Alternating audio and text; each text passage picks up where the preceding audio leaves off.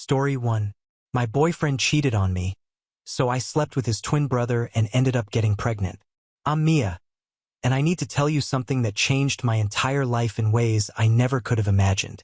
It started 3 months ago on what should have been just another ordinary Tuesday evening.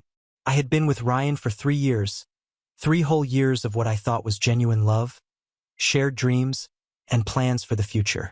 We lived together in a cozy apartment downtown, and I honestly believed we were solid. Sure, we had our ups and downs like any couple, but I trusted him completely. Maybe that was my first mistake. That Tuesday, I was making dinner when Ryan's phone kept buzzing on the kitchen counter. He was in the shower, and normally I wouldn't even glance at his phone, but the constant notifications were getting annoying. When I saw the name Amber pop up with a heart emoji, my stomach dropped. I knew Amber from his work, but since when did she get a heart emoji? My hands were shaking as I unlocked his phone. I knew his passcode because we'd never hidden anything from each other. Or so I thought. What I found made me feel like the ground had disappeared beneath my feet. Messages going back months. Intimate messages. Photos I definitely shouldn't have seen. Plans to meet up. Can't wait to see you tonight. And, Ryan, last night was incredible. The shower was still running and I just stood there staring at this evidence of betrayal, feeling completely numb. 3 years of my life and he'd been cheating for months. The worst part wasn't just the cheating. It was how calculated it all seemed. How he'd been lying to my face every single day, coming home to me after being with her. When Ryan came out of the bathroom with a towel around his waist, whistling like nothing had happened, I was sitting on our bed holding his phone. The look on his face when he saw me went from confusion to panic to something cold I'd never seen before. "It's not what it looks like," he said, but his voice was flat, like he didn't even believe his own words. "Really?" I held up the phone. "Because it looks like you've been sleeping with Amber for the past 4 months while telling me you love me every night." Instead of apologizing or showing any remorse, Ryan's expression hardened. "Look, these things happen, okay? We've been together for 3 years. Things get stale. I was going to tell you eventually." Eventually. Like our entire relationship was just something he'd get around to ending when it was convenient for him. The coldness in his voice was worse than the betrayal itself. I packed a bag while he stood there making excuses, talking about how relationships are complicated and how I was overreacting. Overreacting to finding out my boyfriend of 3 years had been living a double life. I didn't say another word to him. I just grabbed my essentials and walked out of the apartment we'd called home.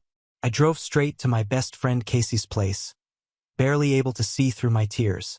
Casey held me while I cried for hours, bringing me tissues and ice cream, letting me ugly cry on her couch. But after 2 days of wallowing, she finally said, "Honey, you need to get out of this apartment just for a few hours. You're starting to look like a ghost." I didn't want to go anywhere, but she was right. I felt hollow, like Ryan had taken something essential from me when he chose to betray everything we'd built together. So that Friday night, I let Casey drag me to this little bar called Murphy's about 15 minutes from her place. "Just one drink," she promised. "We don't even have to stay long." The bar was dimly lit with warm yellow lights. Nothing fancy, but it felt safe somehow. Casey ordered us both whiskey sours, and I was nursing mine slowly, barely listening to her talk about her latest dating app disasters, when I looked up and froze. Sitting at the other end of the bar was Ryan. Except it wasn't Ryan. I knew it wasn't Ryan because this version was wearing a gray sweater Ryan would never touch, and his hair was styled differently. But the face, the build, everything else was identical. It was like looking at an alternate universe version of my ex-boyfriend. "Oh my God," I whispered to Casey. "That's Ryan's twin brother." Casey followed my gaze and her eyes widened. "The one you've never actually met? The one who lives across town?" I nodded. Ryan had mentioned his identical twin, Ethan, a few times over the years, usually in passing. They apparently weren't super close. Had different careers, different social circles. I'd seen exactly one photo of them together from years ago, but meeting Ethan had never come up. As if he could feel me staring, Ethan looked over and our eyes met. There was a moment of recognition, confusion. Then something like concern crossed his face. He got up from his bar stool and walked over to us. "You're Mia, right?" His voice was similar to Ryan's, but softer somehow, less arrogant.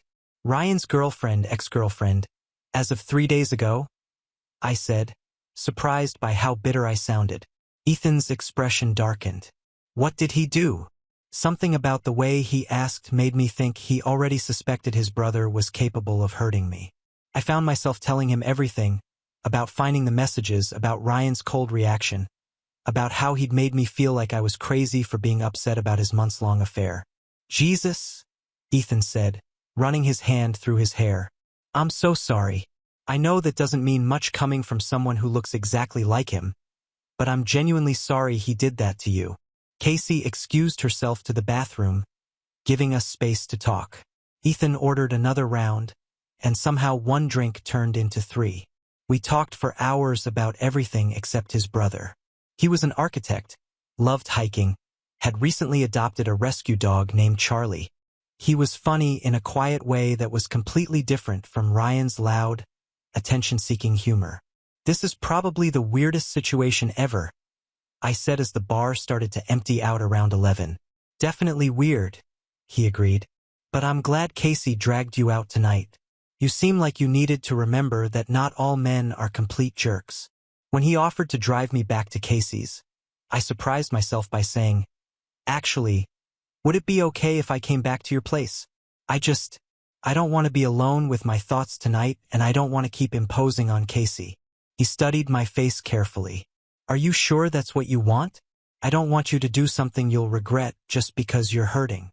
But I was sure. For the first time in 3 days, I felt like I could breathe again. Ethan's apartment was the complete opposite of the place I'd shared with Ryan. Where Ryan and I had modern furniture and everything perfectly arranged, Ethan's space felt lived in and warm. Books everywhere, architectural sketches pinned to a corkboard, a guitar leaning against the wall.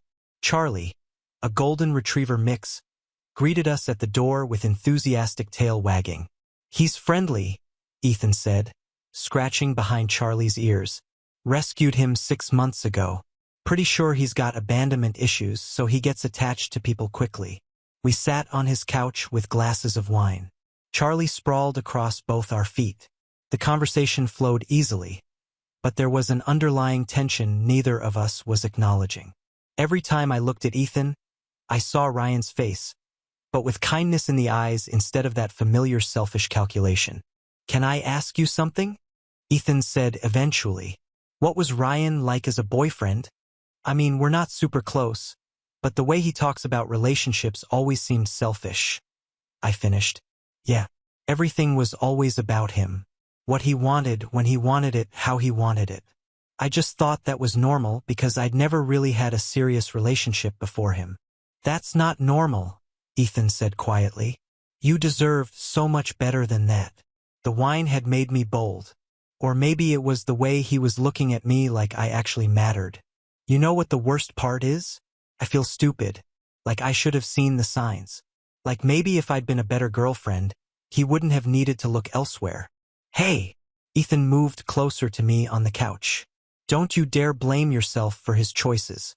His cheating had nothing to do with you and everything to do with the fact that he's apparently an entitled jerk who doesn't value what he has." The way he said it with such conviction made something break loose in my chest. Before I could overthink it, I leaned forward and kissed him. For a second, he didn't respond and I panicked, pulling back. "I'm sorry. That was—" "Don't apologize," he said, his voice rough. "I just want to make sure you're doing this for the right reasons." "What if I'm not?" I whispered. "What if I'm doing this because I'm angry and hurt, and I want to feel something other than worthless?" "Then we stop right here," he said. "I'm not going to be part of something that makes you feel worse about yourself later." But the thing is, really looking at him, I realized this wasn't just about Ryan or revenge or trying to feel better. There was something about Ethan that drew me in. Something genuine that I'd never felt with his brother. "It's not just about him," I said. "This feels different. You feel different." This time when I kissed him, he kissed me back. It was soft at first, tentative. But when I didn't pull away, It deepened into something desperate and hungry. We broke apart, breathing heavily, and I could see the conflict in his eyes. "Are you sure?" he asked one more time. Instead of answering with words, I stood up and held out my hand. He took it and I led him to his bedroom. What happened next was nothing like being with Ryan. Where Ryan had always been impatient and focused on himself, Ethan was attentive and careful, making sure I was okay every step of the way. Afterwards, we lay tangled in his sheets, both of us quiet and processing what had just happened. "This complicates things," he said finally. "I know," I replied, "but I can't bring myself to regret it." "Neither can I," he admitted. "But we can't tell Ryan. At least not yet.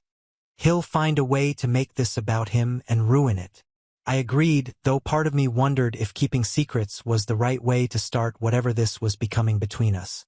The following weeks were a strange dance of avoidance and stolen moments.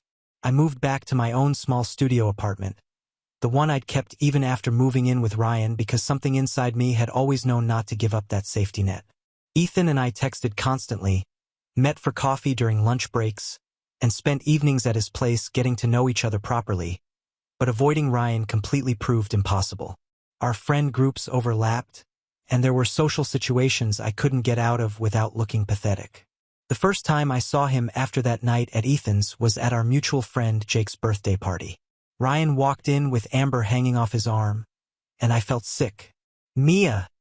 Jake hugged me enthusiastically. "I'm so glad you came. I wasn't sure if things would be weird with—" He gestured vaguely toward Ryan. "I'm fine," I lied, accepting the beer he handed me. 20 minutes later, Ethan arrived. I watched Ryan's face when he spotted his twin brother across the room. There was surprise, confusion, and something that looked almost like guilt. They hadn't spoken since before the breakup, and now here they were at the same party. The tension was suffocating. I found myself standing between the two men who looked identical, but couldn't have been more different, making awkward small talk while Jake obliviously tried to include everyone in conversation. "So, Ethan," Ryan said with that fake casual tone I knew meant trouble, "what brings you to Jake's party? Don't usually see you at these things." "Jake invited me," Ethan replied simply. His eyes briefly met mine before looking away. "Interesting timing," Ryan said, and I could hear the suspicion in his voice. I excused myself to the bathroom, needing a moment to breathe. When I came back out, I overheard Ryan cornering Ethan by the kitchen. "Pretty convenient that you show up to every event where my ex-girlfriend happens to be," Ryan was saying. "Maybe I'm just trying to be more social," Ethan replied calmly. "Right? Or maybe you're sniffing around my sloppy seconds." I saw Ethan's hands clench into fists, and I quickly walked over before things could escalate. "Everything okay here?" I asked, though the tension was obvious. "Just catching up with my brother," Ryan said with a cold smile. "Isn't that right, Ethan?" The drive home was silent until Ethan finally said, "He knows. He suspects," I corrected. "There's a difference." But I was worried, too. Ryan might have been a cheating jerk, but he wasn't stupid. The more time Ethan and I spent trying to be careful around him, the more obvious it became that something was going on. 2 days later, I woke up feeling nauseous. At first, I blamed it on stress. The emotional upheaval of the breakup, starting something new with Ethan, the constant anxiety of running into Ryan. It was enough to make anyone feel sick. But when the nausea persisted for a week, accompanied by exhaustion and a strange metallic taste in my mouth, I started to worry. I tried to calculate dates in my head, but everything blurred together. The breakup, that first night with Ethan, the weeks since then. When I realized my period was late, really late, my blood ran cold. I sat on my bathroom floor, counting and recounting days on my phone calendar, hoping I'd made a mistake. I hadn't. I stared at the 2 pink lines for a full 5 minutes, as if looking at them longer would somehow change the result. But there they were, clear and undeniable, confirming what I already knew in my gut. Pregnant. My hands were shaking as I called Ethan. "Can you come over? I need to talk to you about something important." "Is everything okay? You sound upset." "Just please come over." He arrived within 20 minutes, still in his work clothes, looking concerned. I met him at the door with the test still in my hand. "I'm pregnant," I said without preamble. The color drained from his face. He stared at the test, then at me, then back at the test. "Are you sure?" "I took 3 tests. They're all positive." He sank onto my couch, running his hands through his hair. Okay, we can figure this out. How far along do you think you are?" "About 6 weeks, maybe 7. It had to happen that first night we were together." We sat in silence for several minutes, both of us processing the magnitude of the situation. Finally, Ethan reached for my hand. "What do you want to do?" he asked gently. "I don't know," I admitted. I never imagined having kids this young or in this situation.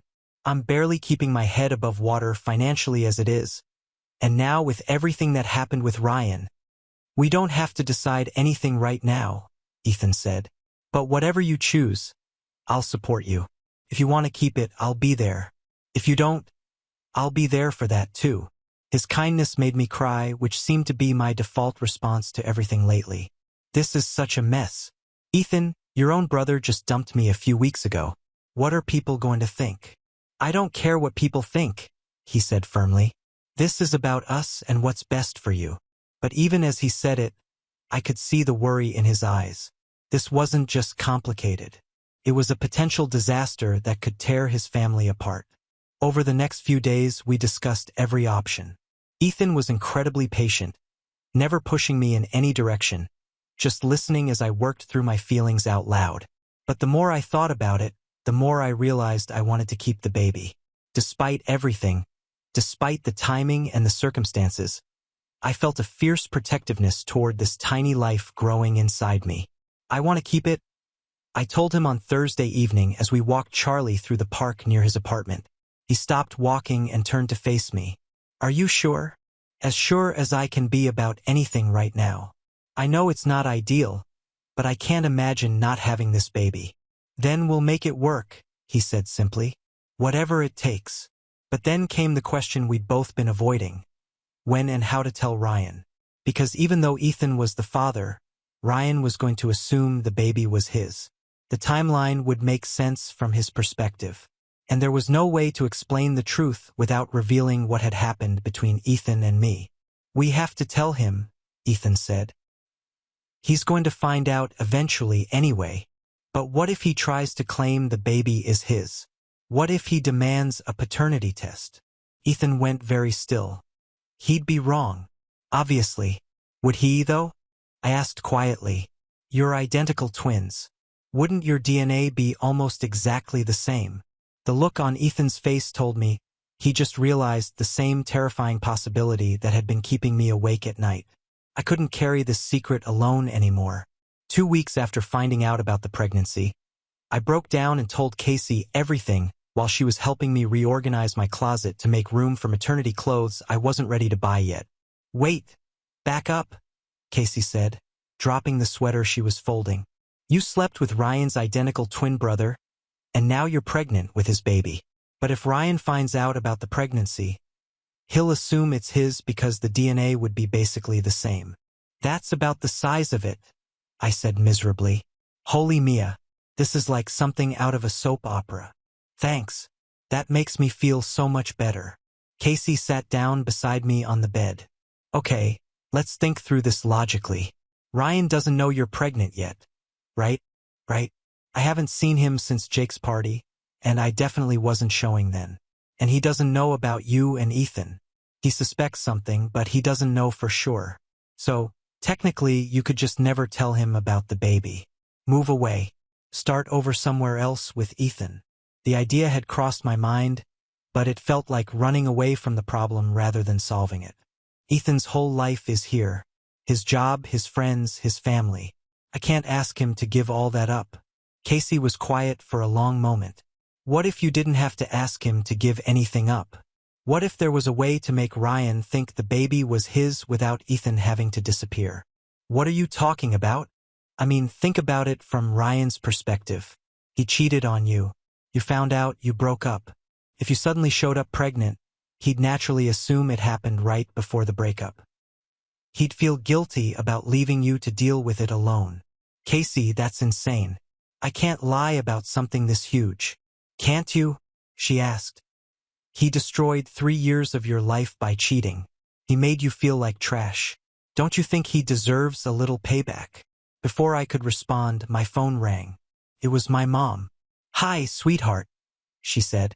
I ran into Ryan's mother at the grocery store yesterday. She mentioned that you two broke up. I'm so sorry, honey. What happened? I'd been avoiding telling my parents about the breakup because I knew they'd have opinions. They'd always liked Ryan. Thought he was good for me because he was ambitious and charming. They didn't see the selfish, controlling side that came out behind closed doors. He cheated on me, Mom, for months. There was a long pause. Oh, Mia, I'm so sorry. Are you okay? Do you need anything? We talked for 20 minutes, and she made me promise to come home for dinner that weekend. After I hung up, Casey was looking at me with an expression I couldn't read. Your parents liked him, she said. They did. They thought we were going to get married. And Ryan's parents liked you too, right? From what you've told me, they were always asking when you two were going to make it official. I nodded, wondering where she was going with this. So, if you showed up pregnant, both sets of parents would expect Ryan to do the right thing. There'd be family pressure for him to step up, take responsibility. Casey, I'm just saying, maybe this is the universe giving you a chance to get back at him. He made you feel worthless, right? Well, now you could make him responsible for a child that isn't even his. Make him pay child support, deal with all the stress and financial pressure while you and Ethan get to actually raise the baby together in secret. The idea was tempting in a twisted way, but it also felt cruel. That's not fair to the child growing up thinking Ryan is their father when he's not. The child would have Ethan in their life just as an uncle instead of a dad. And honestly, do you really want Ryan to know he has a kid out there? Do you want him to have any legal rights to your baby? That night, I couldn't sleep. Casey's words kept echoing in my head, along with memories of how cold Ryan had been when I confronted him about cheating. How he'd made me feel like I was overreacting to being betrayed. The decision was made for me 3 days later when Ryan showed up at my apartment unannounced. I was making dinner wearing a loose sweater that hid the small bump that had started to show when I heard his familiar knock. What do you want? I asked through the door. I want to talk to you. Please, Mia. Just give me 5 minutes. Against my better judgment, I let him in. He looked around my small studio, taking in the changes I'd made since moving back. New curtains, rearranged furniture, photos of me and Casey instead of us together. You look good, he said, which was a lie. I felt exhausted and emotional most of the time now. Ryan, what do you want? I want to apologize. What I did was wrong, and the way I handled it was even worse. You didn't deserve that. I stared at him, waiting for the catch. Ryan never apologized for anything unless he wanted something. I've been thinking about us a lot lately, he continued, about what we had before things went wrong. We were good together, Mia. We could be good together again. Are you serious right now? You cheated on me for months with Amber. And now you want to get back together. Amber was a mistake. A stupid, meaningless mistake. She didn't mean anything to me. Meaningless? Ryan, you were with her for 4 months. You were planning a future with her while lying to my face every day. That's not true. I never planned a future with her. You're the one I love, Mia. You're the one I want to marry. The word marry hit me like a punch to the gut. 3 years I'd waited for him to talk about marriage. And now, after cheating and humiliating me, he was finally bringing it up. It's too late, I said quietly. Is it because of my brother? My blood went cold. What? Don't play dumb. I've seen you together. The way you look at each other. The way he protects you. Are you sleeping with Ethan? That's none of your business. It is my business when my own brother is moving in on my girlfriend. Ex-girlfriend? I snapped. You gave up any right to have an opinion about my life when you decided to cheat. Ryan stepped closer and I could see the anger building in his eyes. So, you were sleeping with him. Jesus, Mia, how long were you cheating on me? 2. Did you run straight from our bed to his? Is that how you deal with problems? By opening your legs for the first available guy? The cruelty in his voice, The way he was trying to make me feel ashamed for moving on while he'd been cheating for months sparked something dangerous in me. All of Casey's words about revenge and payback suddenly didn't seem so crazy. You want the truth, Ryan? Fine. I'm pregnant. He went completely still. What? I'm pregnant. About 8 weeks along. I watched his face cycle through shock, confusion, and then a kind of possessive calculation that made my skin crawl. It's mine, he said. Not a question, but a statement. I didn't confirm or deny it. I just let him draw his own conclusions based on his assumptions about the timeline. This changes everything, he said, reaching for me.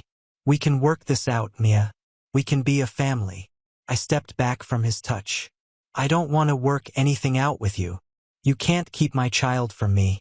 I have rights. Do you?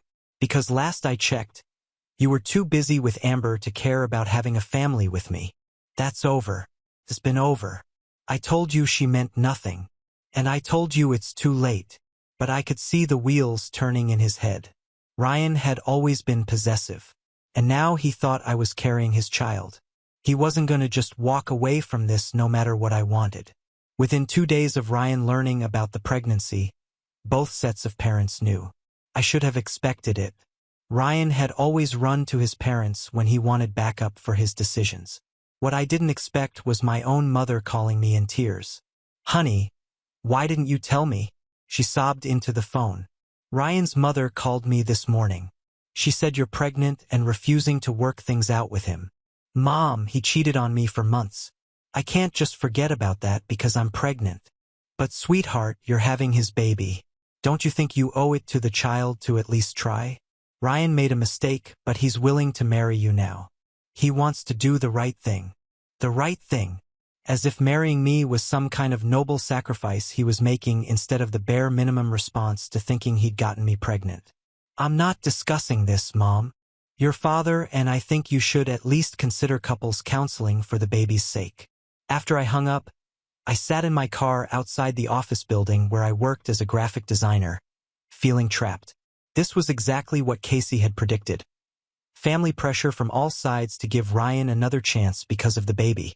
That evening, Ethan came over with takeout and found me crying on my couch. What happened? He asked, immediately putting the food aside to sit next to me. Everyone thinks I should get back together with Ryan for the baby's sake. My parents, his parents, probably our friends too, once word gets out.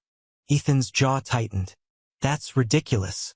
You can't build a life with someone just because you're pregnant. But what if they're right? What if I'm being selfish by keeping the baby from its father? The word tasted bitter in my mouth. Mia, look at me. Ethan took my hands. Ryan is not this baby's father. I am, and I'm going to be there for both of you, no matter what other people think we should do. But how? You can't exactly announce to your family that you're the real father without explaining how that happened. Ethan was quiet for a long moment. There might be a way, he said finally. What if we let everyone think Ryan is the father? At least for now. Let him take the legal responsibility, the financial burden, all of it. Meanwhile, you and I continue our relationship in secret. I'll be in the baby's life as the devoted uncle. When the time is right, when the dust settles, we can figure out how to tell the truth. I stared at him. You're talking about lying to everyone for years. To your parents, to our friends, to the baby. I'm talking about protecting you from having to choose between me and your family's approval. I'm talking about making Ryan pay for what he put you through. The plan was tempting, but it felt like we'd be building our relationship on a foundation of lies. What if we get caught? What if someone finds out? How would they find out? The only people who know the truth are you, me, and Casey. As long as we're careful, there's no reason anyone would suspect. That night, after Ethan left, I called Casey and told her about the conversation. So, he's on board with the revenge plan? She asked. It's not about revenge, Casey. It's about protecting ourselves, right? And the fact that Ryan will be stuck paying child support for 18 years for a kid that isn't his is just a happy coincidence. I couldn't deny that there was a part of me that wanted Ryan to suffer the way he'd made me suffer. He'd destroyed my trust, made me question my worth, and now he was trying to use the pregnancy to manipulate me into taking him back. I need time to think about this, I told Casey. Don't think too long. The further along you get, the harder it'll be to convince people of whatever timeline you decide on. She was right, and we both knew it. Every day I waited was another day closer to having to make a choice that would affect the rest of our lives. The decision came to me during another confrontation with Ryan. He'd started showing up at my apartment regularly, bringing flowers, takeout from my favorite restaurants, acting like the perfect apologetic boyfriend. It was manipulation, pure and simple, and it was working on everyone except me. I've been thinking about names, he said during one of his uninvited visits, settling onto my couch like he belonged there. If it's a boy, maybe Ryan Jr., or if it's a girl, we could name her after your grandmother. The casual way he assumed control over decisions about my baby made my skin crawl. This was exactly who Ryan was. Someone who believed he could charm and bulldoze his way into getting what he wanted, regardless of how anyone else felt about it. I'm not naming my child after you, I said flatly. Our child, he corrected. And I think I should have some say in important decisions like this. You gave up the right to have a say in my life when you decided to sleep with Amber for 4 months. Ryan's mask of patience slipped. When are you going to get over that? I made a mistake. I apologized, and now I'm trying to do the right thing. What more do you want from me? I want you to leave me alone. That's not going to happen. Mia, like it or not, I'm going to be in your life for the next 18 years. We're connected now, whether you want to be or not. The smugness in his voice, the way he thought the pregnancy gave him permanent control over me, crystallized everything. In that moment, I realized I had more power in this situation than he knew. Ryan assumed the baby was his, but it wasn't. He was volunteering to take responsibility for a child that belonged to his brother, and I was under no obligation to correct his assumption. You're right, I said quietly. We are connected now. So, you'll consider giving us another chance for the baby? I looked at him sitting there so confidently, so certain he'd manipulated me into accepting him back. And I made my choice. I'll consider it, I lied. The relief on his face was immediate. Really, Mia? You won't regret this. I'll be the best father, the best husband. Things will be different this time. After he left, I called Ethan. I've made my decision about the plan, and I'm going to let Ryan think the baby is his. I'm going to let him take full legal and financial responsibility, and I'm going to make sure he pays for what he put me through. Ethan was quiet for a long moment. Are you sure about this? Once we start down this path, there's no going back. I'm sure. He destroyed 3 years of my life without a second thought. Now he gets to spend the next 18 years paying for a child that isn't even his. What about us? How do we make this work? We'll be careful. We'll be patient. And we'll wait for the right time to be together openly. It wasn't a perfect plan, but it felt like justice. 7 months later, I held my daughter Emma in my arms while Ryan paced the hospital room, talking loudly on his phone about taking paternity leave from work. She was perfect. Tiny fingers, dark hair, and when she opened her eyes, I could already see hints of the intelligence I'd fallen in love with in her real father. Ethan had been there during the birth, of course, but as the supportive uncle-in-law. He'd held back while Ryan cut the umbilical cord and posed for photos. But I caught the look in his eyes when he first saw Emma. Pure love mixed with heartbreak at having to pretend she wasn't his. The DNA test results should be back next week, Ryan announced as he got off the phone. My lawyer wants everything documented properly for custody arrangements. My heart skipped, but I kept my expression calm. I'd known this moment would come. Ryan was too controlling and paranoid to just take my word about paternity, especially given how rocky our relationship had been. That's fine, I said, adjusting Emma in my arms. Though I don't know why you think you need a lawyer. We're not fighting about custody. Just being thorough, Ryan said, but I could see the suspicion still lingering in his eyes. Despite my act of grudging reconciliation over the past months, he'd never fully trusted that I'd forgiven him for cheating. The test results came back exactly as I'd expected, a perfect DNA match. Ryan was Emma's biological father according to the lab, which made sense since he and Ethan shared identical genetic markers. The relief on Ryan's face when he read the results was almost comical. "I knew it," he said, showing me the paperwork. "But it's good to have it officially confirmed." Over the next few weeks, Ryan threw himself into the role of devoted father with the same intensity he brought to everything else in his life. He bought every baby gadget imaginable, researched the best pediatricians, and started a college fund. He also began pressuring me more aggressively about marriage. "Emma needs stable parents," he argued during one of his daily visits. "She needs her mom and dad together. She needs parents who love and respect each other." I countered. "That's not us, Ryan. It could be us. I've changed, Mia. Having Emma has changed everything for me." But he hadn't changed. Not really. He was still the same controlling, self-centered person he'd always been. The only difference was that now he had a reason to justify his behavior. Everything was for Emma's sake. Meanwhile, Ethan visited regularly, playing the role of the doting uncle perfectly. He brought gifts, helped with late-night feedings when Ryan wasn't around, and bonded with Emma in ways that broke my heart because he had to hide how much she meant to him. "This is harder than I thought it would be," he admitted one evening when Ryan was out of town on business. We were sitting on my couch, Emma asleep in his arms, and for a moment we could pretend to be a normal family. "I know," I said, "but she's worth it, isn't she?" "She's worth everything," he replied, pressing a gentle kiss to Emma's forehead. "Both of you are." The guilt was starting to eat away at me, though. Watching Ryan genuinely try to be a good father to a child he believed was his, seeing how much he'd invested emotionally and financially in Emma's future, made me question whether what we were doing was right. But then I'd remember how cold he'd been when he admitted to cheating, how he'd tried to make me feel crazy for being upset about his betrayal, and the guilt would fade. He'd made his choices, and now he was living with the consequences. By Emma's second birthday, the weight of our secret had created a complex web of relationships that felt increasingly unsustainable.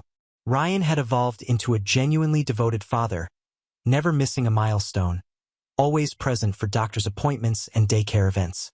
He'd even broken things off permanently with Amber, claiming that being Emma's father had shown him what really mattered in life. "I want to propose to Mia again," I overheard him telling Ethan during Emma's birthday party. "I know she said no before, but Emma needs her parents married. We need to be a real family." Ethan's response was carefully neutral. "That's her decision to make. I know you think I don't deserve her after what I did," Ryan continued. "But I've proven myself these past 2 years, haven't I? I've been there for Emma, provided for her, never missed a payment or a visit." "You have," Ethan agreed quietly, and I could hear the pain in his voice. The truth was, Ryan had proven himself to be a better father than I'd expected. He was patient with Emma's tantrums, creative in his play with her, and genuinely invested in her development. It made what we were doing feel even more cruel. Emma herself was thriving, but she was also starting to ask questions that made me nervous.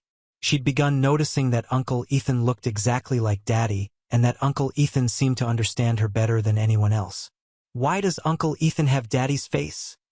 she asked me one evening as I was putting her to bed. "They're twins, sweetheart. That means they were born looking exactly the same. But Uncle Ethan is nicer than Daddy." The innocent observation hit me like a punch. Even at 2 years old, Emma was picking up on the fundamental differences between the two men. Ryan's controlling nature versus Ethan's gentle patience. Ethan was suffering too. I could see it in the way he watched Emma with Ryan. The careful distance he maintained to avoid seeming too attached. The way his face fell when Emma called Ryan Daddy with genuine affection. "I can't keep doing this," he told me one night after Ryan had taken Emma for a weekend father-daughter trip. "It's killing me to watch her bond with him when she should know I'm her real father." "Just a little longer," I pleaded. "She's still too young to understand anyway." "But I'm not too young to understand. Every day I have to pretend she's not my daughter is torture." Our relationship was suffering, too. The secrecy, the constant vigilance, the need to sneak around like teenagers. It was exhausting. We could never be spontaneous, never act like a normal couple, never plan a future together openly. Ryan, meanwhile, had become increasingly suspicious of the close relationship between Ethan and me. He'd started making comments about how much time we spent together, how comfortable we seemed with each other. "It's weird," he said after catching Ethan and me laughing together while Emma played. "Sometimes I feel like there's something going on between you two that I don't understand. We're friends, Ryan. Is that not allowed? It's just the way he looks at Emma sometimes. And the way he looks at you. It's like he thinks you're his family instead of mine." The paranoia in his voice scared me. Ryan had always been possessive, but fatherhood had amplified that trait. He guarded Emma jealously, often making passive-aggressive comments when Ethan spent time with her. "She seems to prefer you over me sometimes," Ryan complained to Ethan. "It's like she responds to you better." "Kids go through phases," Ethan replied diplomatically. "She loves you." But Emma didn't just respond better to Ethan. She was drawn to him in a way that went beyond normal uncle-niece affection. She would run to him when she was hurt, seek him out when she wanted comfort, and light up when he walked into a room in a way she never did with Ryan. I began to realize that our plan, which had seemed so clever in the beginning, had created a situation that was unfair to everyone involved, including Emma herself. Emma is 5 now, and the house of cards we built is finally starting to collapse. It began 3 months ago when she asked me directly with the brutal honesty that only children possess. "Mommy, why don't you love Daddy the way Uncle Ethan loves you?" I tried to deflect, but Emma was persistent. "I see how Uncle Ethan looks at you like how Prince Eric looks at Ariel in the movie. But you never look at Daddy like that." Children see everything, and Emma had been watching our strange family dynamic her entire life. She'd picked up on the tension between Ryan and me, the careful distance Ethan maintained, and the underlying currents of emotion that we thought we were hiding so well. Last week, everything came to a head. Ryan had been planning to propose again, convinced that Emma's 5th birthday would be the perfect occasion to make our family official. But Emma, in her innocent way, ruined everything. "Uncle Ethan should marry Mommy instead," she announced at her birthday party in front of both families. "They love each other more." The silence that followed was deafening. Ryan's face went through a series of expressions. Confusion, realization, and then a cold fury I'd never seen before. Ethan went pale and I felt like I was going to be sick. "Emma, sweetie, why don't you go play with your cousins?" my mother said quickly. But the damage was done. That night, Ryan demanded answers. The confrontation was ugly, with accusations flying and years of suppressed anger finally boiling over. When I refused to confirm or deny Emma's innocent revelation, Ryan did something I should have expected. He demanded another DNA test. "If there's even a chance that Emma isn't mine, I need to know," he said. "I've invested 5 years of my life in her, and I deserve the truth." The new test, more sophisticated than the one we'd done at birth, revealed what I'd hoped would never come to light. While the general DNA markers were identical, there were subtle differences that could distinguish between identical twins when specifically tested for. Emma was Ethan's daughter, not Ryan's. The fallout was swift and devastating. Ryan felt betrayed in a way that went beyond anything I'd experienced when I discovered his affair. He genuinely loved Emma, had built his entire identity around being her father. And learning that it was all based on a lie broke something fundamental in him. 5 years, he kept repeating. 5 years of my life. 5 years of loving a child who was never mine. The legal battles were messy and expensive. Ryan sued for fraud, demanded return of all the money he'd spent on Emma, and tried to get visitation rights removed from Ethan out of spite. Our families were torn apart, with some members taking sides and others refusing to get involved in what they saw as an unforgivable betrayal. Emma, caught in the middle of it all, struggled to understand why the man she'd called Daddy suddenly wanted nothing to do with her, and why Uncle Ethan was now trying to take his place. She began having nightmares and behavioral problems at school, clearly traumatized by the upheaval in her world. Now, 2 years later, we're still dealing with the consequences. Ethan and I are together openly now, and he's legally Emma's father, but the damage to her sense of security has been profound. She's in therapy, slowly learning to trust that the adults in her life won't keep changing the fundamental truths of her existence. Ryan never forgave any of us. He moved across the country, started over with a new job, and eventually married someone else. He sends Emma a birthday card each year, but otherwise maintains no contact. Sometimes I wonder if that's better or worse than trying to maintain a relationship built on the wreckage of our deception. My parents eventually came around, though it took time for them to forgive what they saw as a cruel manipulation of their former future son-in-law. Ethan's family was more understanding, having never particularly liked Ryan anyway, but even they struggled with the deception we'd maintained for so long. Casey, who had encouraged the plan from the beginning, admitted years later that she'd been wrong to push me toward revenge. "I thought you deserved payback," she said. "But nobody deserved what happened to Emma. The truth is, I got my revenge on Ryan, but it came at a cost I never anticipated. Emma paid the price for my anger, and that's something I'll have to live with forever. The plan that seemed so perfect in my hurt and rage created trauma for an innocent child who deserved better from all the adults in her life. Ethan and I are happy together now, and Emma is slowly healing. But I often wonder what would have happened if I just told the truth from the beginning. Would it have been messier in the short term? Probably. But it would have been honest, and Emma would have grown up knowing exactly who her father was from day one. Sometimes the sweetest revenge turns out to be the most bitter victory of all. Now on to the next story. Story 2. I'm 29, female, and after years of saving every bonus, skipping every unnecessary splurge, and sacrificing more than a few vacations, I finally bought my first home. It wasn't massive, but it was mine. A cozy 2-bedroom place in a quiet neighborhood that smelled like jasmine in the mornings and bonfires in the evenings. Once I moved in and got the basics sorted, I decided to host a small housewarming. Nothing fancy, just immediate family, food, and the kind of gathering where you don't need to impress anyone. My relationship with family has always been functional. My parents are supportive in the traditional sense. My cousins are fun in small doses, and my brother and his wife, well, let's just say we're polite. My brother, Nathan, is 3 years older than me, and his wife, Amelia, has always kept a calm face with slightly sharp edges. We've never fought, never argued, never said anything directly rude, but every word she speaks feels like it's carrying a second meaning underneath. If I wore a red dress, she'd compliment the bold choice. If I got a promotion, she'd hope it wasn't too stressful. It was that kind of energy. A few weeks before the housewarming, the family decided to pool money for a group gift instead of everyone bringing separate ones. My cousin suggested it in the group chat, and everyone seemed to agree quickly. It made sense. It avoids duplicates and lets us get something meaningful.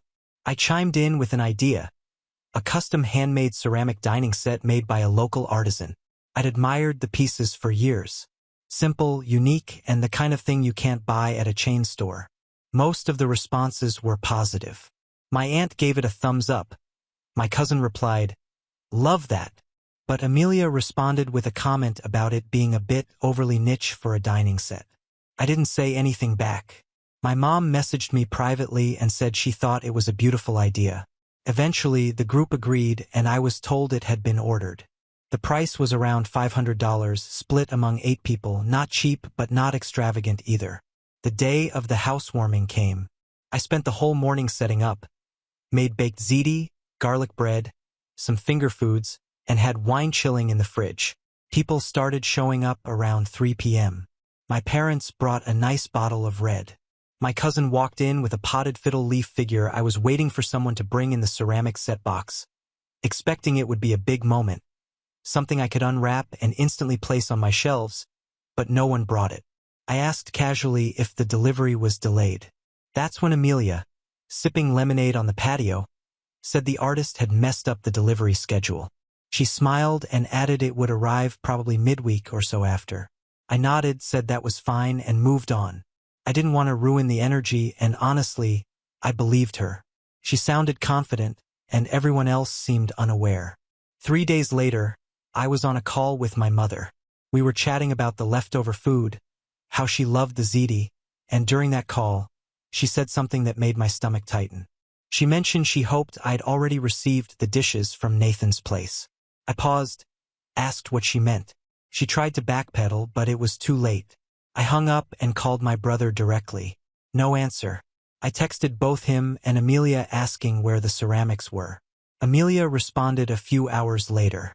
According to her, the set had arrived at their place a week before the party but had been damaged in transit.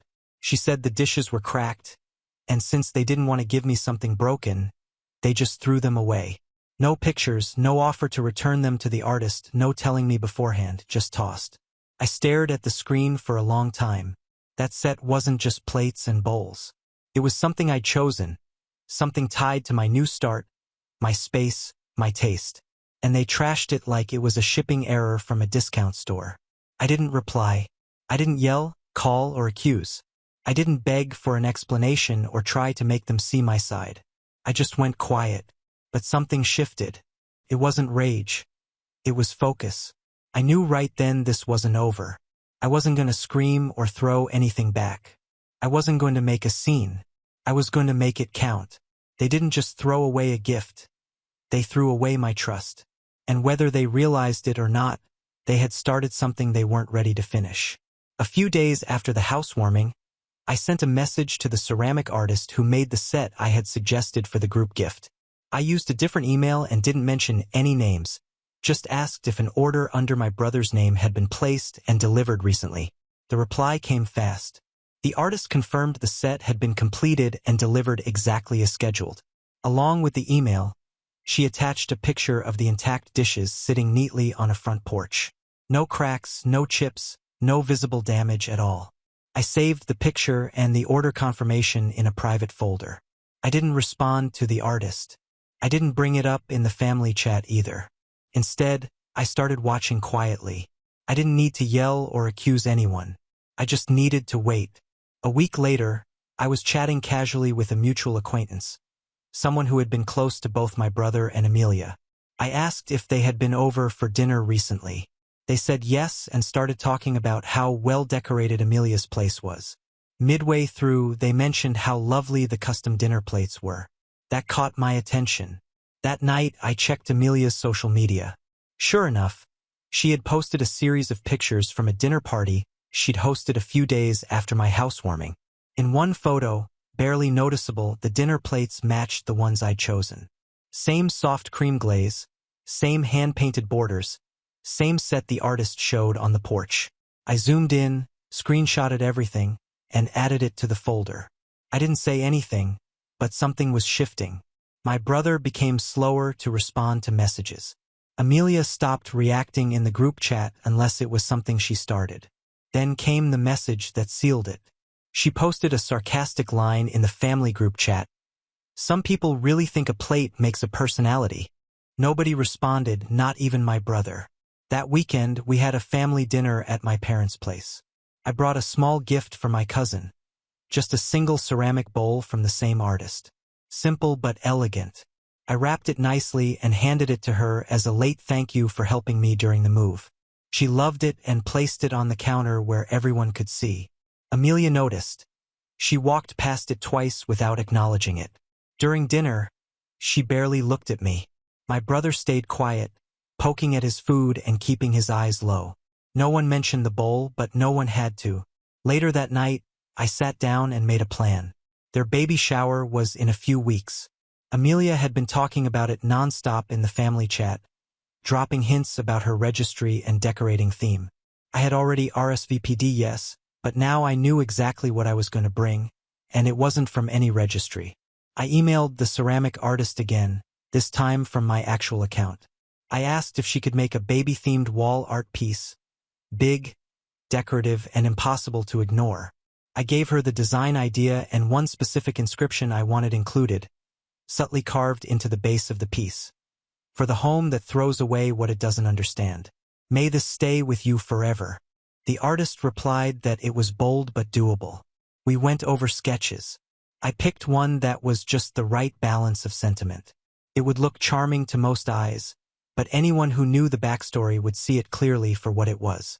While the artist started working on the piece, I continued gathering small details. I asked my aunt what kind of decor the baby shower would have. She said Amelia was going for a soft woodland theme. I smiled and told her I was so excited to attend. I offered to bring extra chairs if needed. A week before the event, I wrapped the finished ceramic piece in a large box with layers of tissue and a wide white ribbon. It looked beautiful, harmless, the kind of gift people take pictures of for Instagram. I RSVP'd again to the baby shower just to make sure I was on the list. Amelia sent back a cheerful response, not suspecting a thing. My brother didn't message me at all. I marked the date in my calendar and prepared myself to walk in, smile, and hand over a gift they'd never be able to trash without everyone asking questions. They thought they could erase a gift and I'd just move on. But I wasn't just giving them something this time. I was giving them a message, one they'd have to look at every day, one they couldn't return, couldn't explain away, and definitely couldn't throw out without raising eyebrows. They had no idea what was coming. The baby shower was held at a rented hall decorated with soft blues, white balloons, and wooden animal centerpieces. It looked like something straight off a Pinterest board. The tables were lined with white tablecloths, small favor bags, and a gift table that was already overflowing. I arrived just on time, wearing a light green dress and carrying a large square gift box tied with a thick cream ribbon. A few relatives noticed the size of the box and asked about it. I just smiled and placed it carefully at the far end of the table. My brother spotted me first. He nodded slightly but didn't come over. Amelia was chatting with a group of friends near the refreshment table when she noticed me. Her smile froze for a second, then returned. Tight, polite, but not warm. It was clear she hadn't expected me to actually show up, let alone bring something that couldn't be tucked into a diaper bag. An hour in, they started the unwrapping. One of Amelia's friends held a mic and ran the show, calling out names and comments for each gift as Amelia opened them. There were the usual baby clothes, bottles, toys, and themed books. Laughter and clapping followed each item, even the plain ones. Mine was one of the last to be opened.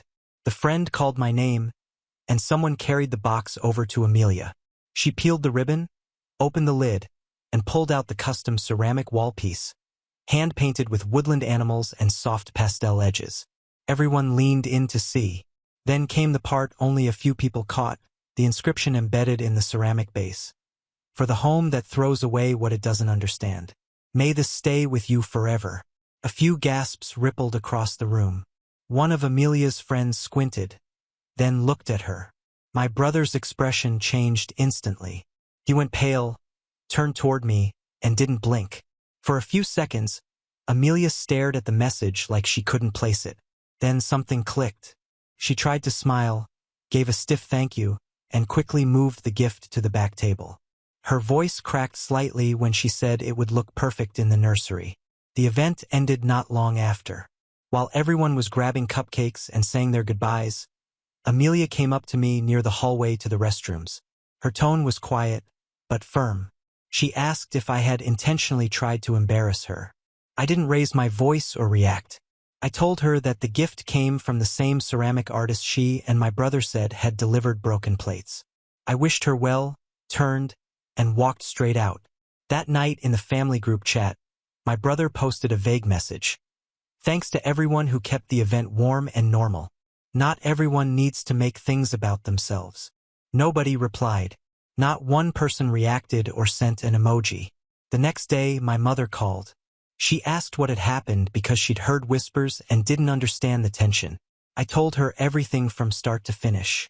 Then I forwarded her the emails and photos from the ceramic artist. Pictures of the original set delivered to my brother's porch, perfectly intact. She didn't respond for a minute. Then she said, "Okay," and hung up. That was it. Later that week, Amelia sent out invites for a small follow-up lunch she was hosting. But my mother didn't go. Neither did one of my aunts. No one explained why, but I noticed two of my cousins texted me the same day. One just wrote, "That was iconic." The other sent a string of clapping emojis and said she had that coming for years. I didn't respond to either, but I smiled and added those screenshots to the same folder as everything else. The wall piece wasn't about revenge anymore. It was about making something visible. They had tried to bury my original gift, hide it, erase it, but this one was big. This one had a message they couldn't rewrite, couldn't downplay, and couldn't dispose of without everyone noticing. And still, I wasn't finished. I already had a new idea forming, something they couldn't spin, couldn't misinterpret, and definitely couldn't deny because the truth wasn't just coming out anymore. It was going on display. A week after the baby shower, the ceramic artist sent me an email. She wanted to give me a heads up. Apparently, Amelia had contacted her directly. The artist seemed concerned, explaining that Amelia had emailed her claiming to be me, asking about purchasing another identical set to replace the first one. The artist found it odd since I'd already received confirmation about the original order, and she wasn't quite sure why the duplicate request was coming through. She attached screenshots of Amelia's email. I read through it twice. Amelia had used my full name, said there was a misunderstanding about the broken set, and asked if another could be made quickly to make things right. It was desperation wrapped in deceit. She was trying to erase what she'd done before anyone else found out. I thanked the artist for her transparency and asked her not to respond to Amelia just yet. I needed to think. That evening, as I watered the plants on my porch, the one that should have held dinner parties with those ceramic dishes, I realized what I had to do. This wasn't just about plates anymore. It was about patterns. I made a decision and called my parents. I asked them if they could host a family dinner that weekend. Something casual, nothing fancy. My father, always fond of bringing everyone together, agreed immediately. My mother, however, hesitated slightly. I could hear the concern in her voice. Will Nathan and Amelia be there? That's the idea, I replied. And are you going to address things? She asked carefully. Kept my voice light. I'm just going to have dinner, Mom. She sighed. All right, I'll send out the invites. That night, I emailed the ceramic artist back. I explained the situation in full. How the original set had been kept by my brother and his wife, how they had lied about it being broken, and how Amelia was now trying to cover her tracks. I asked if she would be willing to help me with one final piece of this puzzle. The artist replied by morning. She was in. Over the next few days, my parents' house became the center of family texting. Who was bringing what? What time to arrive? Small talk disguising the obvious tension. Nathan confirmed they would attend but mentioned they might leave early due to pregnancy tiredness. Amelia didn't comment at all. I spent the days before the dinner preparing. I printed out all the evidence I had gathered.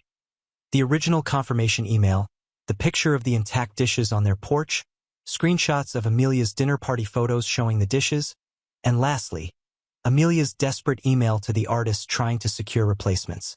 I placed everything in a simple manila folder and tucked it into my bag. The day of the dinner arrived, warm and clear. I drove to my parents' house early to help set up. My mother was arranging flowers on the dining table when I walked in. Did you bring anything? She asked, not looking up from her arrangement. Just myself, I said, setting my bag on a chair. She glanced at me. That's not entirely true, is it? I paused. No, not entirely. She nodded slowly. Whatever happens tonight, just remember they're expecting a baby. That child didn't do anything wrong. I know that, Mom, I said. Trust me. She squeezed my hand and went back to her flowers. People began arriving around 6 o'clock. My aunt brought a casserole. My cousin carried in dessert. Simple, normal family dinner things. Nathan and Amelia arrived last, just as everyone was gathering around the table. Amelia's pregnancy was now more visible. Her belly curved beneath a loose-fitting dress. Nathan kept one hand on her back as they walked in, his eyes darting around nervously.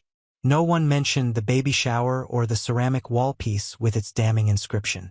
Conversation stayed deliberately light. Weather, traffic, my cousin's new job. But underneath it all was a current, an awareness. Something was coming. After the main course, as my mother started clearing plates for dessert, I excused myself to retrieve something from my bag. When I returned, I was carrying a box smaller than the baby shower gift, but similarly wrapped with a delicate ribbon. What's that? My aunt asked, gesturing to the package. Just a little something, I said, placing it in the center of the table. For Nathan and Amelia. The room went quiet. Amelia stared at the box like it might contain something alive and dangerous. Nathan's face had gone a shade paler. "Open it," I said, keeping my voice soft. "Please." Nathan reached for it first, pulling the ribbon slowly like he was disarming something explosive. Amelia sat frozen beside him, her hands gripping the edge of the table. Inside was a single ceramic plate, not from the original dining set, but custom-made by the same artist. In the center was a beautifully painted rendering of my new house, the porch, the jasmines, the front door. Below it, inscribed in the same lettering as the baby shower gift, were the words, "The truth makes a better foundation than lies." Nathan exhaled slowly.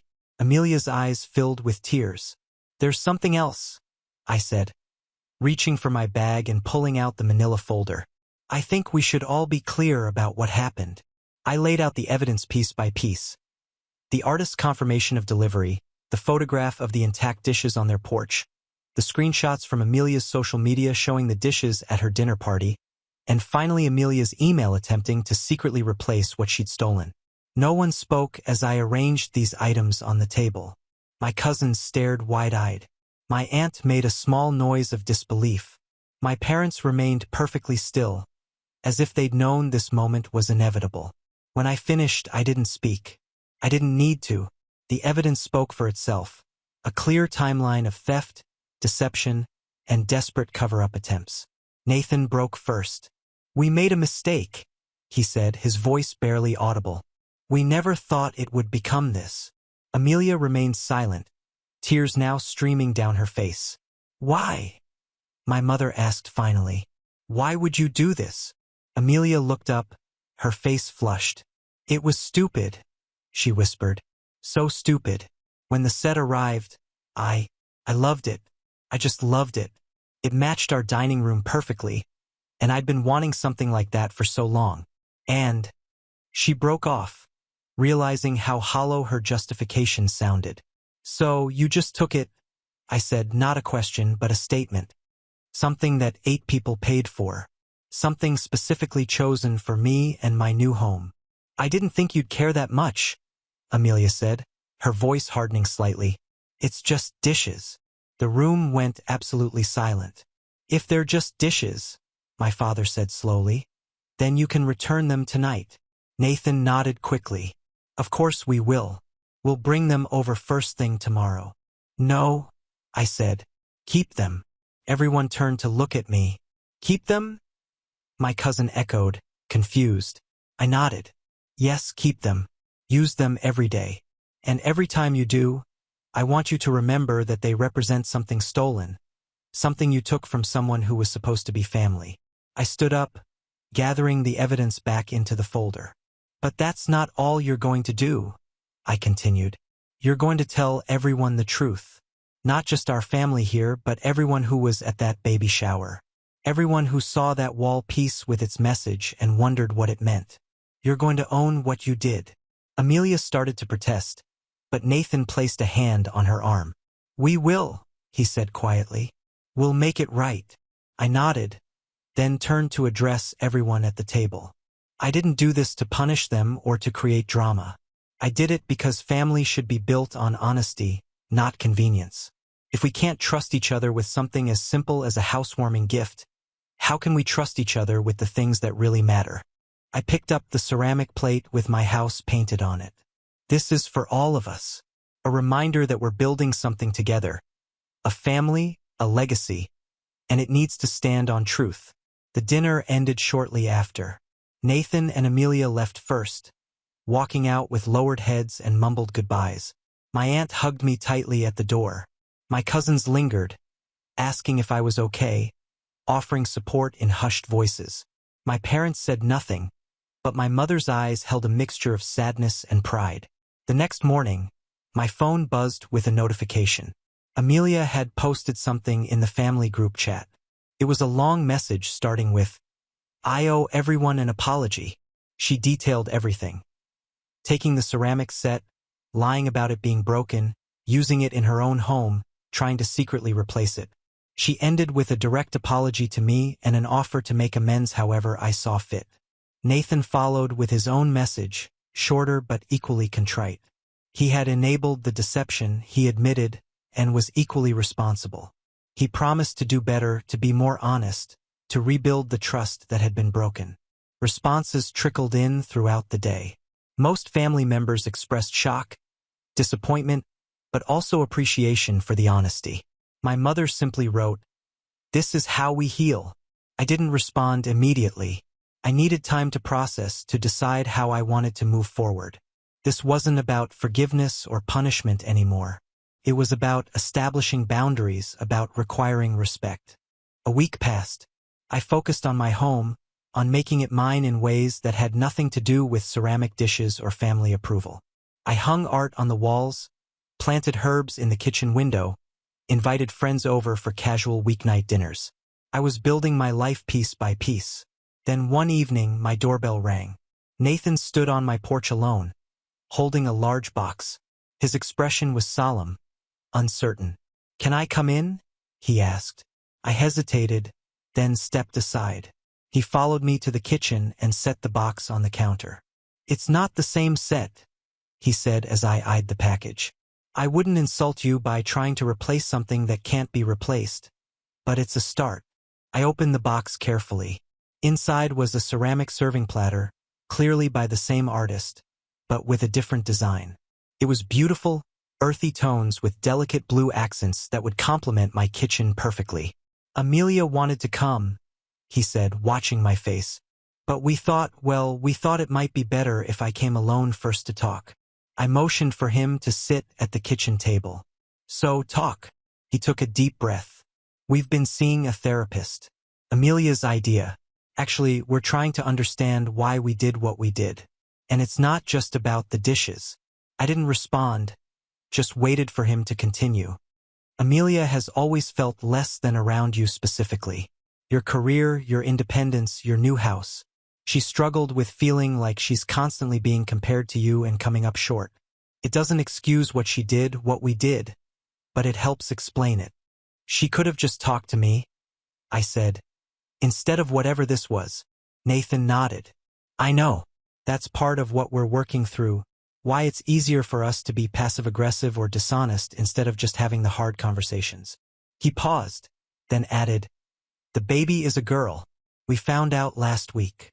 I felt a small pull in my chest. My niece, coming into a world of complicated family dynamics and ceramic-based grudges. "What are you going to tell her?" I asked. "When she's old enough to understand what that wall piece in her nursery means?" Nathan looked down at his hands. "We're going to tell her the truth, that her parents made a mistake, that they lied and took something that wasn't theirs, and that her aunt was brave enough to hold them accountable." He looked up, meeting my eyes. "We're going to tell her that family isn't perfect, but it can be honest, and that's the foundation we want for her." Something shifted inside me. Not forgiveness exactly, but possibility. The possibility that something good could grow from this mess. "I'd like to know her," I said finally. "Your daughter. I'd like to be in her life." Nathan's eyes widened slightly. "We'd like that too. Very much." When he left, I placed the new serving platter on my open kitchen shelf. Not hidden away, but not central either. A reminder, but not the focus. That night, I messaged the family group chat. I thanked Amelia and Nathan for their apologies and said I was ready to move forward. I suggested a fresh start, perhaps a small gathering at my place in a few weeks. Nothing fancy, just family. Amelia responded almost immediately with a simple, "We would love that." My mother added a heart emoji. My cousins chimed in with dates they were available. My aunt offered to bring her famous apple pie. Normal family things, rebuilding step by step. 3 weeks later, my house filled with family again. This time, there was a different energy. More careful, more intentional. Amelia arrived with a homemade dip and nervous eyes. Nathan carried a bottle of non-alcoholic sparkling cider for his pregnant wife and a sincere smile for me. As everyone settled around my living room, I brought out a tray of appetizers served on the new platter Nathan had brought. Amelia noticed immediately, her eyes flickering to it, then back to me. I gave her a small nod. Acknowledgement, not quite forgiveness, but something close. My mother, ever the peacemaker, raised her glass. "To new beginnings," she said. "And honest foundations." I added, lifting my own glass. Everyone drank to that, the unspoken understanding hanging in the air. We were not the same family we had been before, but perhaps we were becoming something better, something with fewer secrets and sharper truths. As the evening progressed, conversation flowed more naturally. My cousins pulled me aside to whisper how proud they were of how I'd handled everything. My aunt complimented the way I'd arranged my living room. Amelia asked hesitantly if I would like to help set up the nursery, perhaps offer some decorating advice. Small steps, careful bridges being built. Later, as guests were leaving, Amelia lingered by the door. Her hand rested protectively over her growing belly. "We're thinking of naming her Faye," she said softly. "It means fairy or belief, something magical, something honest." I smiled, my first genuine smile directed at her in months. "I like that," I said. "Faye." She nodded, blinking back unexpected tears. "I want her to be strong like you." The words hung between us. Not quite an apology, not quite praise, but something new. After everyone had gone, I sat on my porch watching the stars emerge in the evening sky. My house smelled like jasmine and family dinner, a combination I was slowly learning to appreciate again. On my phone, a text message appeared from my brother. "Thank you for today." It meant everything. I didn't reply, but I didn't delete it either. Some messages needed to be kept. Evidence of a different kind. The next morning, I woke early and made coffee.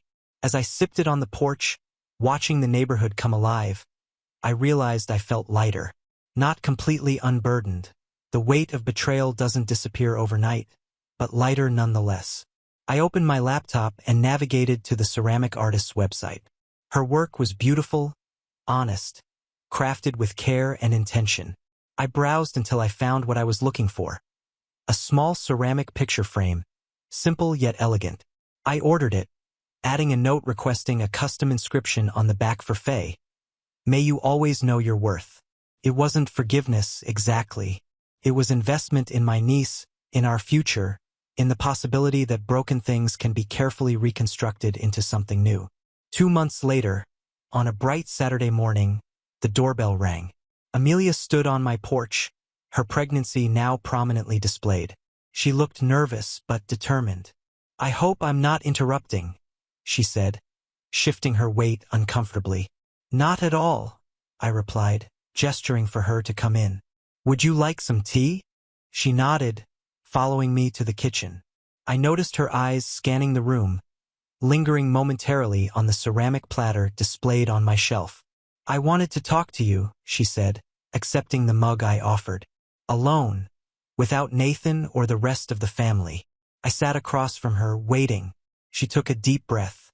"I've spent a lot of time in therapy these past months," she began, "talking about why I took your dishes, why I lied, why I've always felt this competition with you that you probably never even knew existed."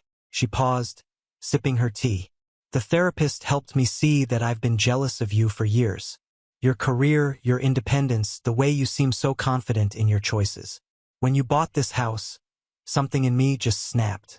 I wanted to take something from you to make myself feel better about my own choices." I remained silent, allowing her the space to continue. "It's embarrassing to admit that as a grown woman, I essentially stole my sister-in-law's birthday present because I was jealous," she said, a bitter laugh escaping her. "But that's what happened, and I'm truly sorry. Not just for taking the dishes, but for the years of backhanded comments, the subtle digs, the silent judgments." I studied her face, searching for sincerity, and finding it. "Thank you for telling me," I said finally. "I always sensed something wasn't right between us, but I couldn't name it. I didn't realize you saw me that way." "That's the worst part," Amelia admitted. "You were never competing with me. You were just living your life, and I was the one making it into something ugly." She placed a hand on her belly. "I don't want to be that person anymore. I don't want Faye to have a mother who measures her worth against others, who takes what isn't hers, who lies to cover her insecurities." I reached across the table and, after a moment's hesitation, placed my hand over hers. "Then she won't," I said simply. Because you're going to show her a different way. Amelia's eyes filled with tears. I'd like us to start over if you're willing. Not pretending this didn't happen, but moving forward with honesty. I nodded slowly. I'd like that too. Before she left, I showed her the ceramic picture frame I'd ordered for Faye. She read the inscription and looked up at me, her expression a mixture of surprise and gratitude. You're going to be a wonderful aunt, she said softly. I'm going to try, I replied. And you're going to be a good mother. Not perfect, but honest. That's what matters.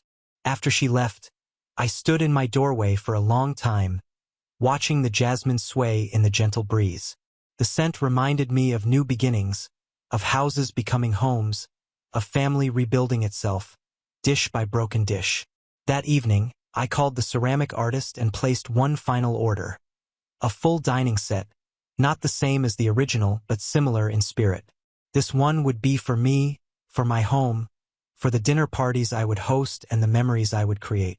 When the artist asked if I wanted any special inscription, I thought for a moment. Yes, I said finally. Just one word. Just forward. 3 weeks later, Faye was born.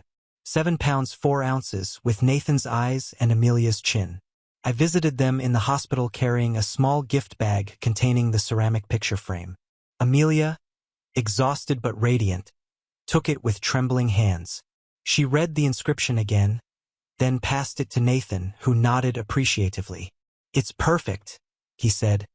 For her first picture, I held my niece carefully, this tiny person untouched by our complicated past, our ceramic-laden drama. She yawned, her small face scrunching up momentarily before relaxing again. Hello, Faye, I whispered. I'm your aunt. We're going to be just fine. As I handed her back to Amelia, our eyes met. Something passed between us. Not friendship exactly, not yet, but understanding. We had both changed through this strange porcelain-centered conflict. We had both become more solid, more defined. The following weekend, I hosted my first proper dinner party in my home. Not family this time, but friends, people who knew nothing of stolen dishes or baby shower revenge gifts. We ate and laughed and told stories that had nothing to do with betrayal or jealousy. I served the meal on my new ceramic dishes, each one bearing that single word on its underside. Forward. One friend noticed, turning a plate over curiously. What does this mean? She asked. I smiled, thinking of the long, strange journey that had led to this moment. It's a reminder, I said, that even when things break, we can choose which direction to move. Later that night, after everyone had gone, I sat on my porch with a glass of wine. My phone buzzed with a text from Amelia, a picture of Faye sleeping in her nursery, the ceramic wall piece visible in the background. Its inscription seemed different now, transformed by time and truth and tiny new life. For the home that throws away what it doesn't understand. May this stay with you forever. What once felt like perfect revenge now felt like something else entirely. A marker of where we'd been, but not where we were going. I saved the photo not in my evidence folder, but in a new one labeled simply FAY. Then I sent back a single heart emoji, small but sincere, a tiny ceramic piece in our newly reassembled relationship. 6 months passed. My dining set became well-used, hosting friends, colleagues, even family. Nathan and Amelia came for dinner once a month. Baby Faye growing chubbier and more alert with each visit. Our conversations became easier, more genuine. Not perfect, but honest. The original ceramic set remained at their house, a silent reminder of our shared history. Neither of us mentioned it anymore. Some things are better left as lessons than as ongoing conflicts. One evening, as I was setting the table for another gathering, my phone rang. It was the ceramic artist. I hope you don't mind me calling, she said, but I wanted to let you know something interesting. Amelia reached out to me last week. I tensed slightly. Oh, she commissioned a piece for you, the artist continued. A large serving bowl to match your current set. She asked me to inscribe it with something special. What does it say? I asked, curious despite myself. The artist's voice softened.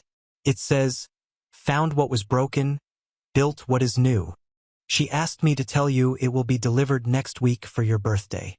After we hung up, I stood in my kitchen surrounded by ceramic dishes that had somehow improbably helped rebuild a family.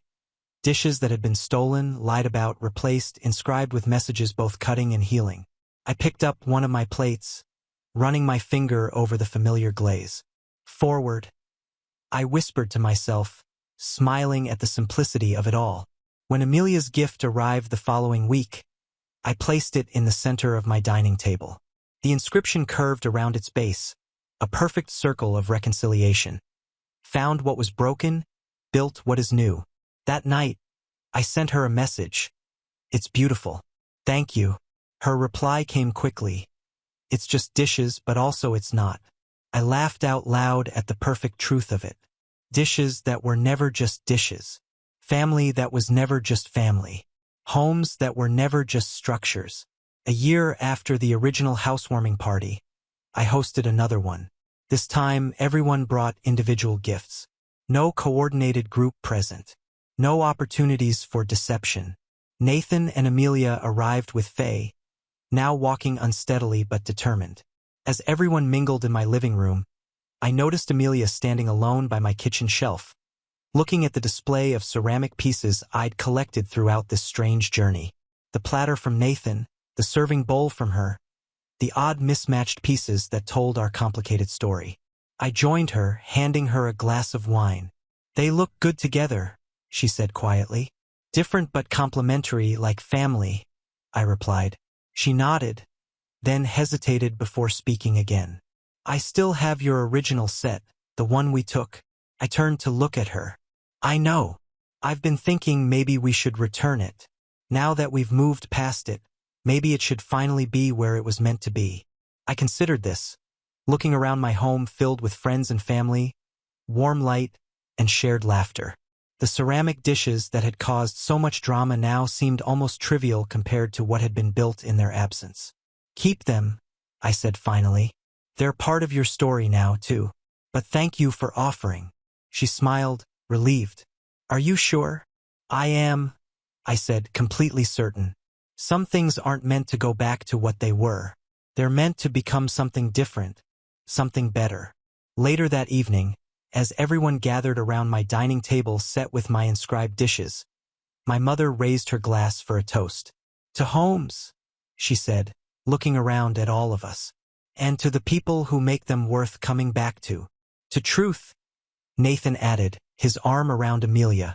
To forward, I finished, lifting my glass and catching Amelia's eye across the table. She nodded slightly, understanding exactly what I meant. We had moved past broken dishes and broken trust. We had built something new, not perfect, not unmarked, but honest. And in the end, that was worth more than any ceramic set, no matter how beautiful or how carefully crafted. As the evening wound down and guests began to leave, Faye toddled over to me with something clutched in her small hand. It was a tiny ceramic button, one I recognized from the artist's collection, a sample she had included with my last order.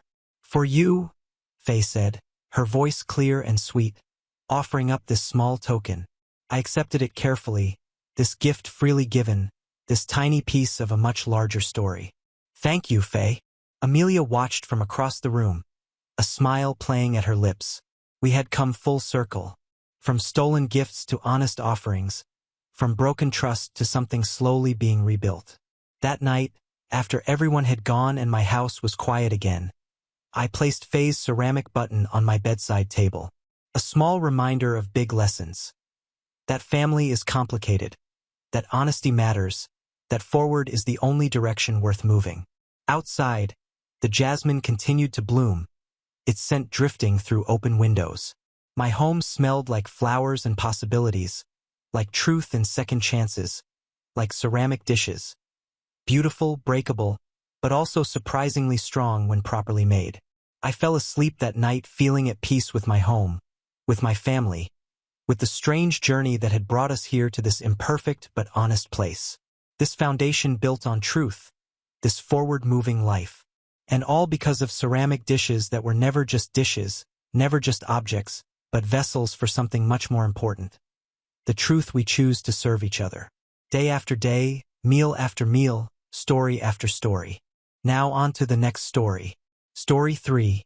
My parents started living in my house, and when my older sister also moved in, she asked for the master bedroom and half of the house's personal space. I kicked them all out. So, I'm 26M living with my parents in a house I pay for in full. It sounds pretty basic, but it's way more complicated than that. Let me start from the beginning. I bought a house in the city last year. I cover the entire mortgage, pay for all the bills, groceries, you name it. My parents, Liz, 52F, and Tom, 55M, both retired teachers, don't pay a dime. It wasn't a move back home because I couldn't afford rent situation either. In fact, I make good money as a software engineer, and I wanted to be closer to job opportunities in the city. Plus, I thought it would be nice to help them out after they spent years supporting me. It's a nice 3-bedroom house. Nothing extravagant, but cozy, with a backyard and a spacious living room. Since I pay for everything, I claim the master bedroom. It has a walk-in closet and its own bathroom, which is clutch because I hate sharing a bathroom with anyone. The second bedroom is my home office. I work from home about 80% of the time, so I set it up with dual monitors, a comfy chair, and everything I need. The third bedroom was left as a guest room for when family visited. First, everything was great. My parents were happy to be in the city and did their own thing while I worked and took care of the house. I didn't mind footing the bills because, hey, they're my parents, and it felt good to be able to support them after all they'd done for me. But then, things changed. One morning over breakfast, my mom dropped a casual bombshell.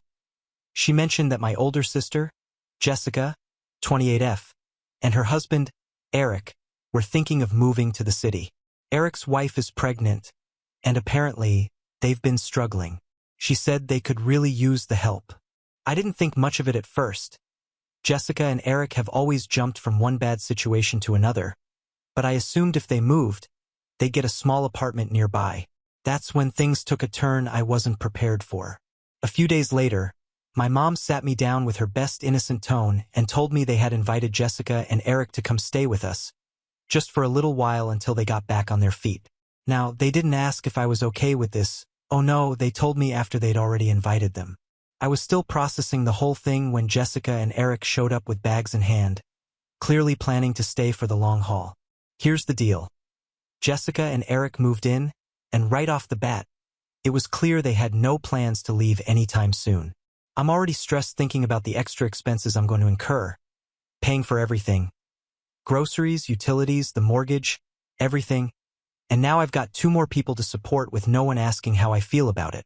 I love my sister, but Jessica is, well, not the most responsible person. She always finds herself in messy situations and everyone else ends up bailing her out. Eric is nice enough, but he has this entire entitled attitude that rubs me the wrong way. Like because she's pregnant, the world should cater to her. The tension started building almost immediately. A few days after they moved in, Eric started making these little comments. You know, the kind that seem harmless but are actually annoying as hell.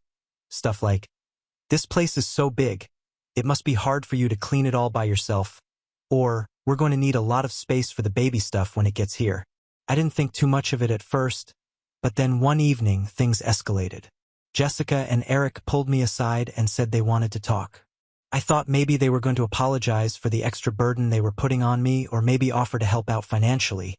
But no.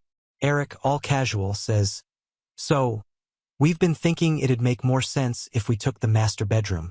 I blinked, thinking I must have misheard, but Jessica jumped in with, "Yeah, the baby's going to need a lot of stuff, and your room has the walk-in closet and private bathroom. Let me remind you, I pay the mortgage, I pay for everything, and these 2 were sitting here suggesting I give up my own room for them and their unborn child." The audacity hit me all at once. I managed to keep calm and said, "Why don't you just take the guest room?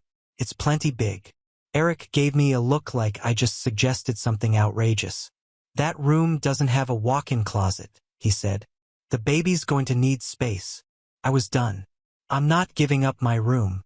You can have the guest room or you can find somewhere else to stay." Jessica looked a little shocked, like she couldn't believe I wasn't just caving in. But Eric, he was downright offended. That's when I knew this wasn't going to end well. Things started going downhill fast. The next couple of days, I noticed Jessica and Eric getting really comfortable. Their stuff was everywhere. Shoes kicked off by the couch, baby magazines scattered on the dining table. Eric even started talking about where he was going to put the crib, like he had already decided that they were going to stay in the master bedroom. One day, I had to go into the office for a meeting. When I got home, my blood ran cold.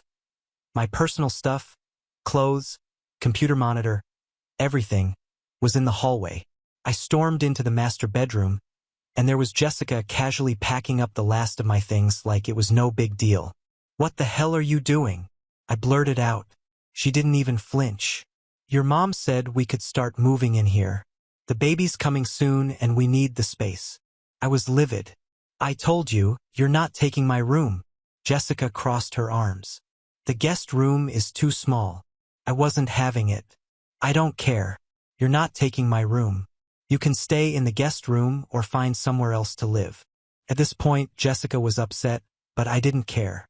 I stormed out of the room, grabbed my phone, and called my mom, who wasn't even home at the time. "Mom, did you tell Jessica and Eric they could move into my room?" There was a long pause. Finally, she admitted, "Well, I thought it would be the best solution. They need the space and you've already got the office. It's not like you were using the master bedroom for much." I couldn't believe what I was hearing. "Are you serious? I pay the mortgage, I pay the bills, and you think it's okay for them to take over my room?" She tried to calm me down, saying it wasn't a big deal, but I was done listening. "I'm not giving them my room. If they don't move their stuff out, they're going to need to find another place to stay." When I hung up the phone with my mom, anger surged through me like never before. I was done. It wasn't enough that Jessica and Eric had invaded my house, taken over my space, and tried to make the rules. Now my own mother was siding with them.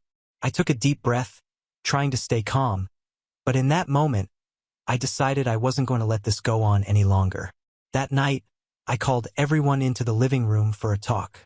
I sat on the couch, waiting for them to join me with their offended and entitled expressions.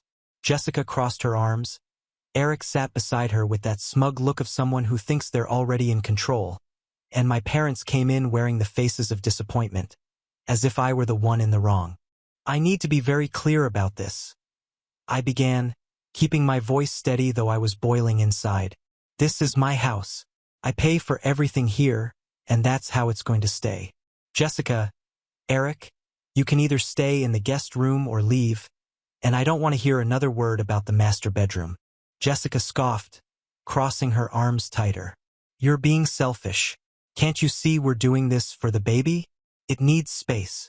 "Space?" I laughed, a sharp, sarcastic sound. "The baby isn't even born, and you're already acting like you own the place. It's just temporary." My mom tried to intervene, but I cut her off. "No, it's not temporary when people spread their stuff everywhere and try to take over my room while I'm out." Eric, with his condescending smile, leaned forward. "You're overreacting. We're family. Think about what's best for all of us." I locked eyes with him, unblinking. "You know what would be best? If you started looking for a place of your own." The silence that followed was heavy. Jessica's eyes widened, and Eric lost his smug composure for a second before regaining it. "You're kicking us out? If that's how you want to interpret it, then yes." My voice was firm. "And if you're still here tomorrow, I won't hesitate to change the locks." Jessica looked stunned, like she couldn't believe I wasn't caving. Eric, however, was livid. I could see it in his clenched jaw and narrowed eyes, but I didn't care. That night, I dragged all their belongings, shoes, baby magazines, bags, into the hallway and shut my bedroom door behind me. I knew the tension would only escalate, but I was ready for whatever came next. The next morning, unsurprisingly, they were still there. In fact, they seemed even more comfortable, acting as if they owned the place. That's when I decided it was time for my final move. I opened my laptop and searched for apartments far enough away to make it hard for them to return. I sent them a list of options along with a message. "You have 1 week to move out." They ignored me. The following day, before heading to work, I called a locksmith. I had all the locks changed. Then I packed their things, every last item, and piled them in the yard.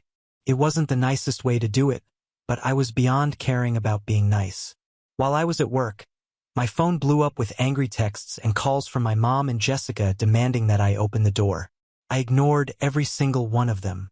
It was time to take a stand. When I got home, they were all waiting outside the front door, furious. My mom looked ready to explode, Jessica was in tears, and Eric gave me a glare that suggested he wanted to fight me right there. I smiled coldly and said, "I warned you." My mom began yelling about how I was tearing the family apart. But I didn't flinch.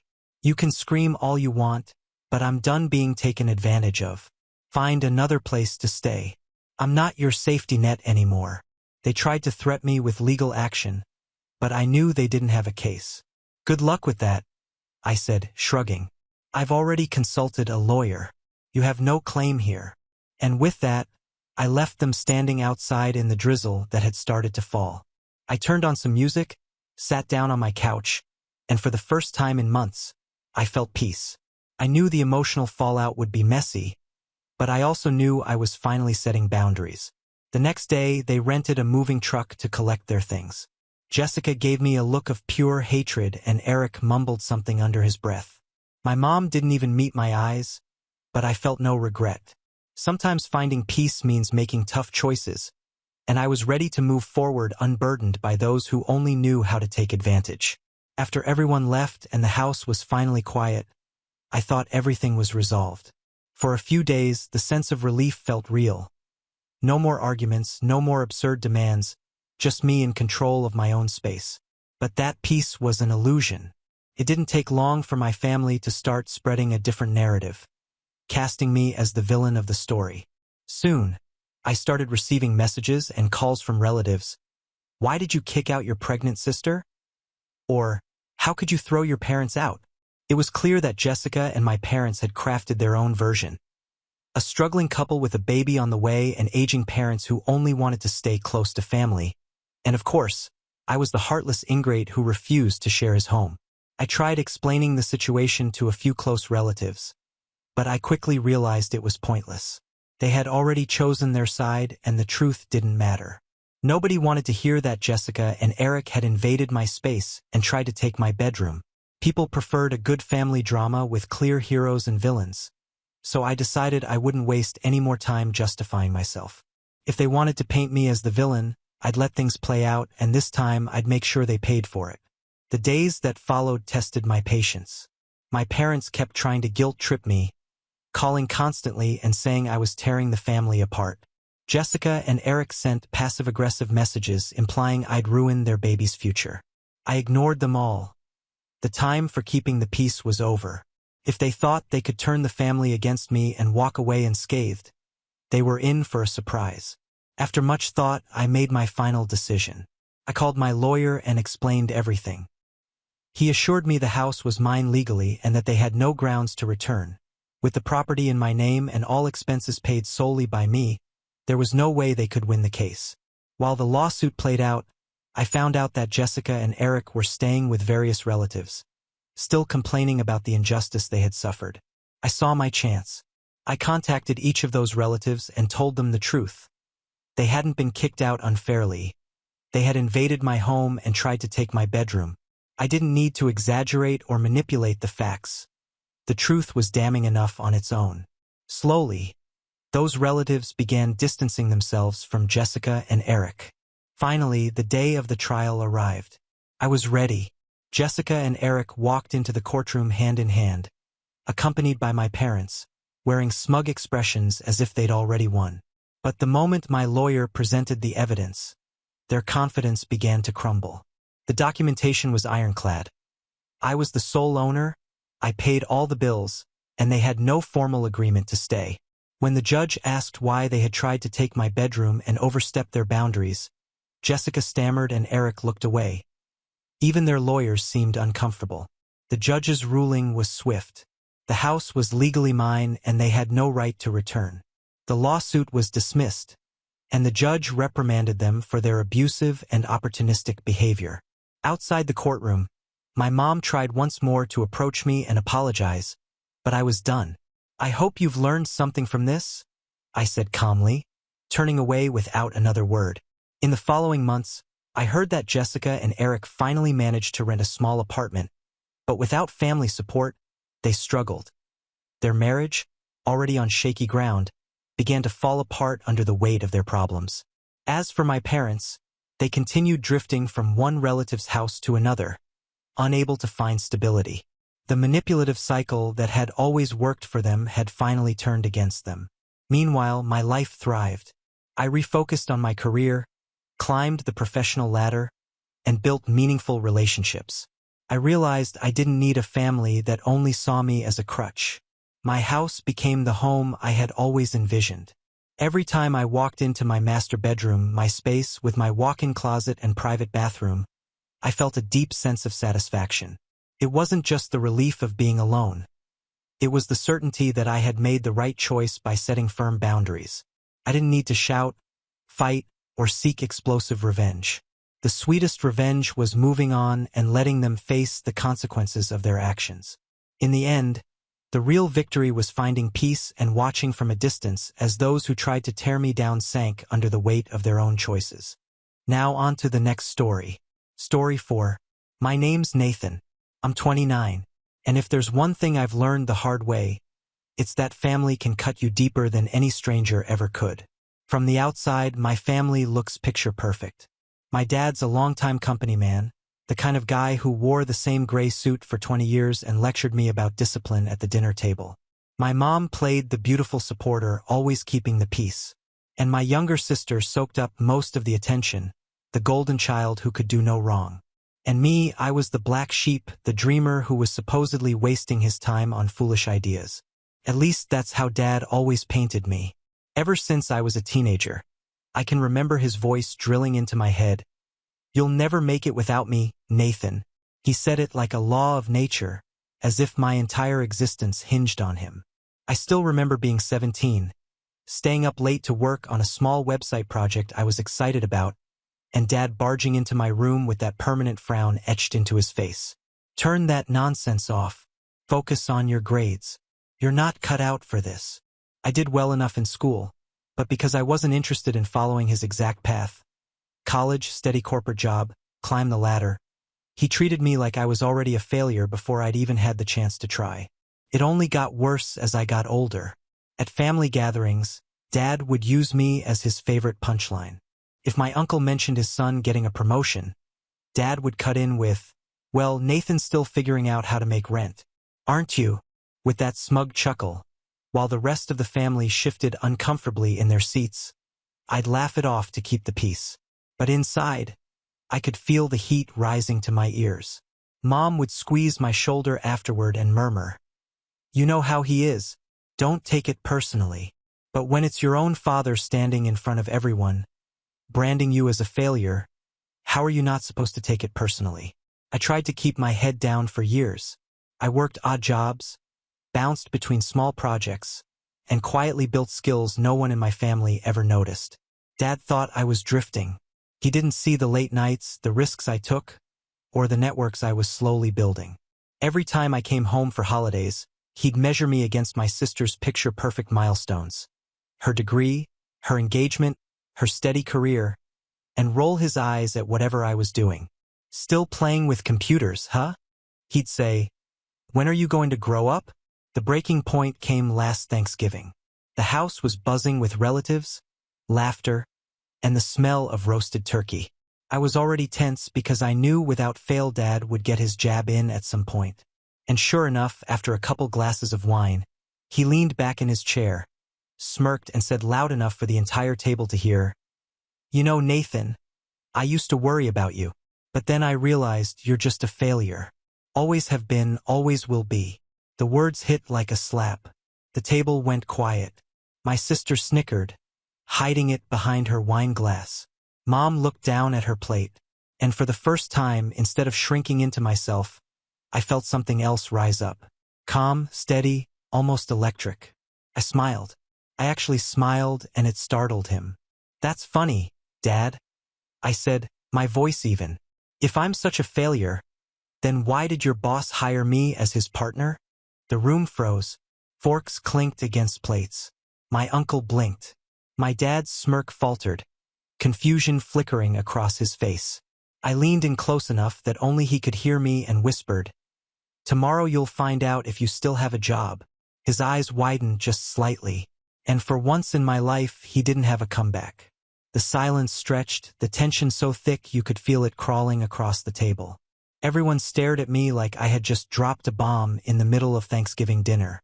And in a way I had. That was the first crack in the mask. That moment where his control slipped, where I finally saw fear in his eyes, was the start of something much bigger. But to explain how we got there, I need to go back a bit to the years of build-up, the constant dismissals, and the steps I took in secret that no one in my family ever saw coming. Because that single line at the table wasn't just a clever retort. It was the culmination of years of silence, planning, and patience finally catching up with him.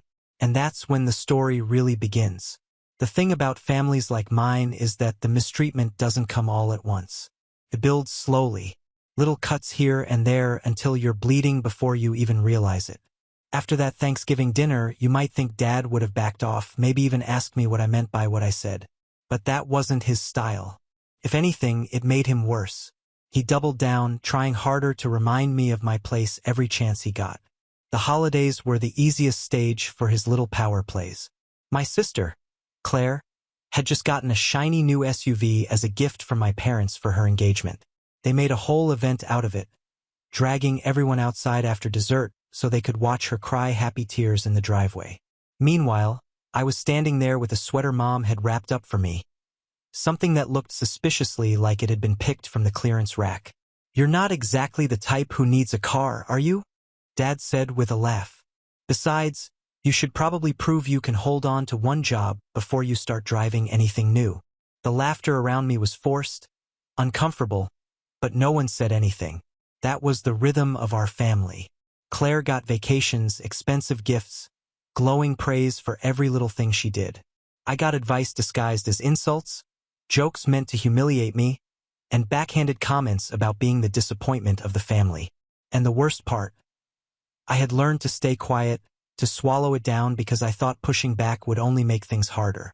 There was one moment, though, that burned itself into my memory. It was Claire's birthday last spring. She wanted a big party at a rooftop restaurant downtown, and of course, Mom and Dad were more than happy to pay for it.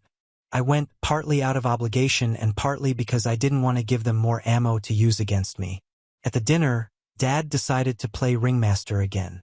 "Nathan," he said, loud enough for the entire table to hear, "tell everyone what you're working on these days." Oh wait, do you even know what you're doing? Still chasing those silly projects. The table erupted in polite chuckles, but all eyes were on me. Claire smirked. Her fiancé leaned back with a smug look, and Mom tried to hide behind her wine glass. I clenched my jaw so hard I thought my teeth might crack, but I forced myself to answer calmly. "I'm working with a few companies on digital strategies." Dad didn't miss a beat. Digital strategies? Sounds like a fancy way of saying unemployed. You hear that, everyone? My sons invented a new title for wasting time. The whole table laughed this time. Claire rolled her eyes and said, "Don't be so hard on him, Dad. He's just different."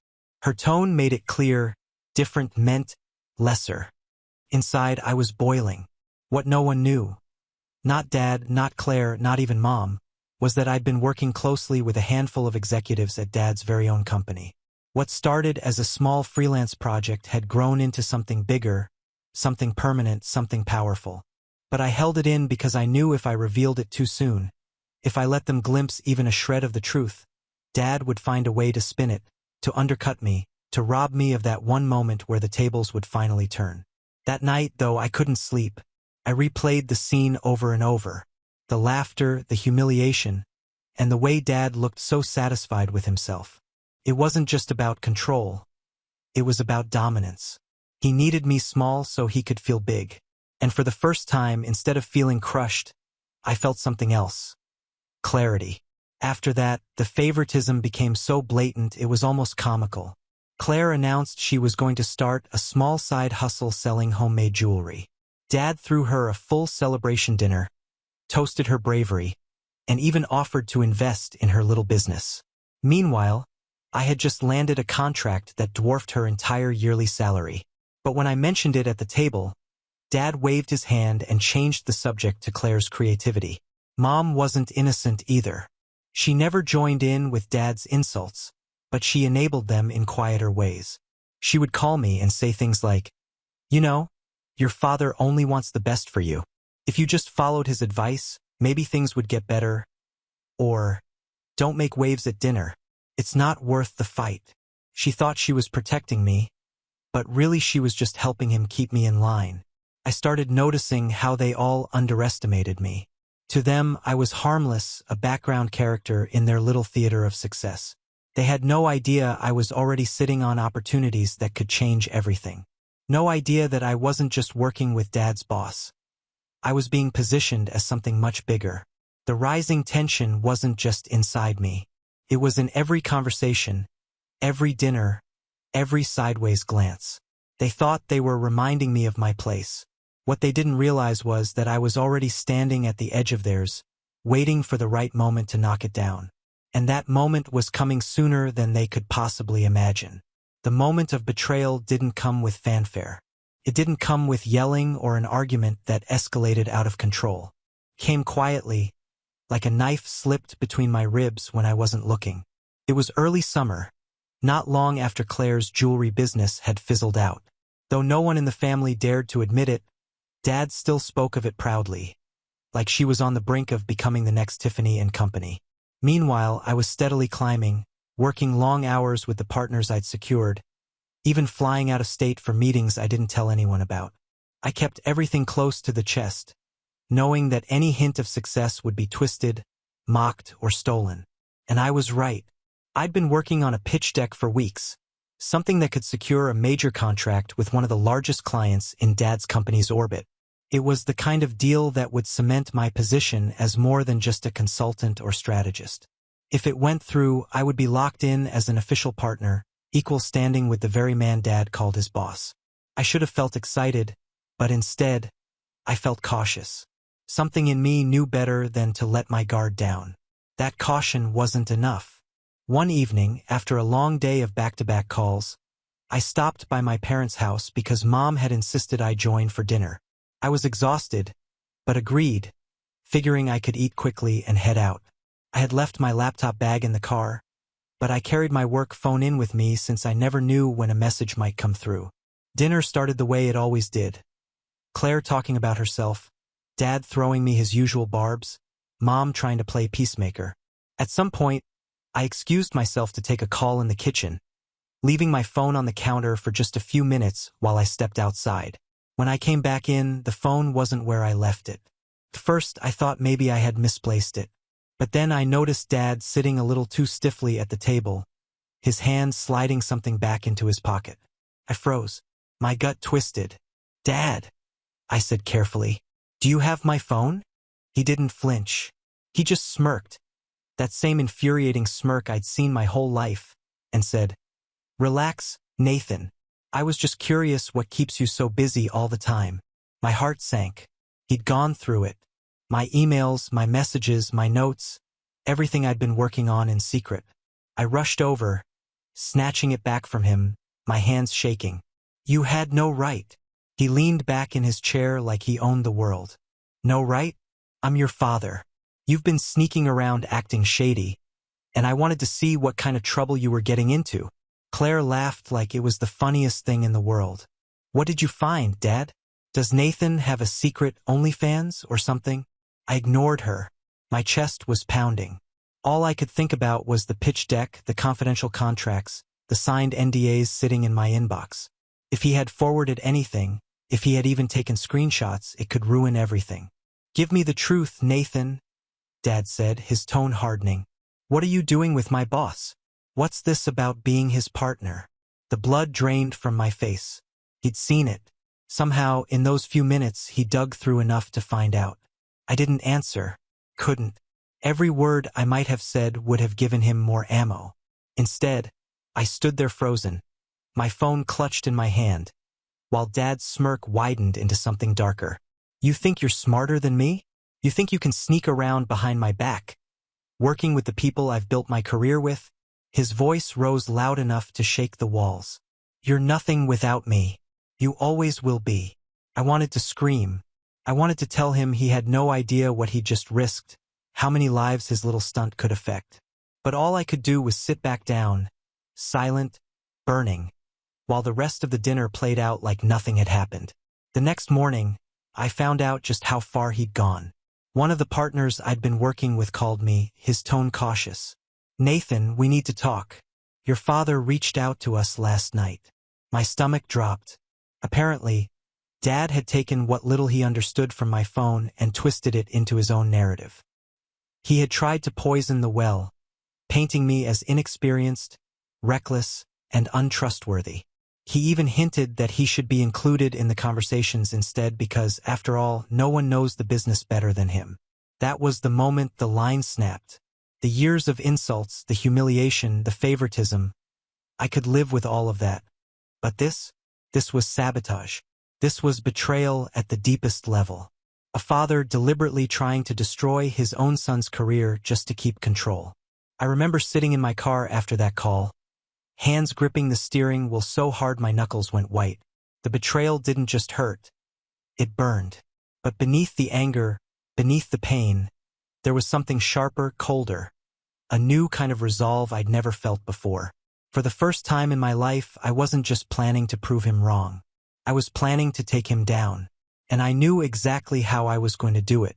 Rock bottom didn't look like one big dramatic crash. It was quieter than that, more suffocating. It was me sitting alone in my apartment at 2 o'clock in the morning, blinds closed, laptop glowing in front of me, replaying every conversation I'd ever had with my father in my head like a broken tape. His voice echoed, "You're nothing without me," over and over until I could barely breathe. The damage from his betrayal showed up fast. The partners I'd been courting suddenly grew cautious. Calls that had once been enthusiastic now ended with clipped phrases like, "Let's circle back," or, "We just need to do some internal review before we move forward." I knew exactly what had happened. Dad had sowed doubt, and doubt was poison in business. Once it was there, it spread. I kept showing up to meetings, but the tone had shifted. One executive leaned across the table during a pitch, lowered his voice, and asked, "Nathan, are you sure you have the experience to handle something of this scale? We've heard concerns." I knew where those concerns came from. The very man who was supposed to support me, my own father, had taken it upon himself to tear me down in the one arena where I'd finally found ground. The worst part wasn't even the professional fallout. It was the silence of my family. Mom knew what he had done. Of course, she knew. But when I confronted her, she sighed and said, "Your father just worries about you. He doesn't mean harm." I stared at her in disbelief. Doesn't mean harm? He tried to sabotage me. He's ruining my future. She just shook her head like I was overreacting, like this was just another spat I'd eventually get over. Claire, of course, took Dad's side without hesitation. She called me one night, her voice dripping with smugness. "You really thought you could outshine Dad? You're so naive, Nathan. You've always been chasing things that are too big for you. Maybe it's time you accept your place in the family." I hung up before she could finish. That was the lowest point. Not just the betrayal itself, but the realization that there was no one in my family who was ever going to stand up for me. Not Mom, not Claire, definitely not Dad. I was alone. I stopped going to family dinners. Calls from home went unanswered. I poured everything I had into salvaging what I could. But there were days where I couldn't even bring myself to open my laptop. I'd stare at the ceiling for hours, wondering if maybe Dad had been right all along. If maybe I really wasn't cut out for any of this.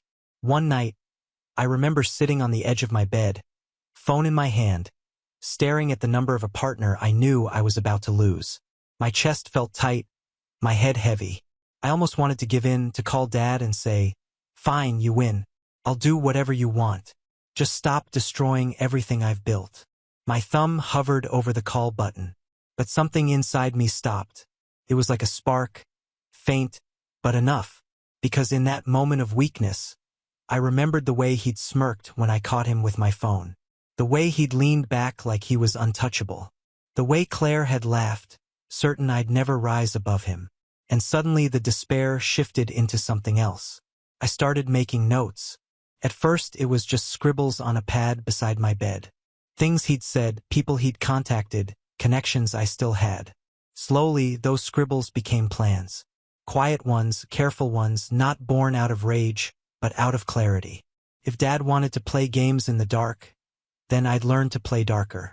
I stopped trying to win his approval, stopped trying to salvage what he'd broken. Instead, I began watching, listening, collecting. Every insult, every manipulation, every sloppy move he made at work. The same control he used to crush me, I turned into a trail of breadcrumbs that would one day lead right back to him. It wasn't revenge yet. Not fully. It was survival. But sitting in that rock-bottom place, broken and ignored, I realized something that made my heart steady for the first time in weeks. I didn't need my family to believe in me. I just needed them to underestimate me. And that was the one thing they'd never stop doing. The rise didn't happen overnight. It never does. It crept in slowly, like dawn breaking after the longest night. At first, I didn't even recognize it as rising. I only knew I wasn't drowning anymore. I started small, salvaging what I could from the fallout of Dad's sabotage. A couple of the executives he'd poisoned against me were cautious, but not fully closed off. I decided I wouldn't fight to win everyone back at once. Instead, I focused on one relationship at a time, proving myself through actions, not words. Late nights turned into early mornings, and my apartment became more office than home.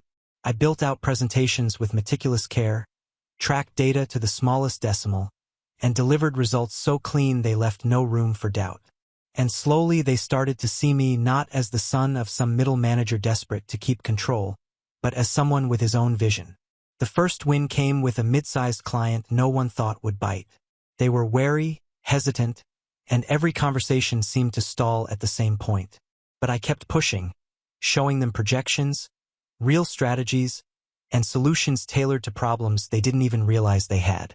When they finally signed the contract, I remember just sitting at my desk staring at the numbers. It wasn't the biggest deal I'd ever see, but it was proof.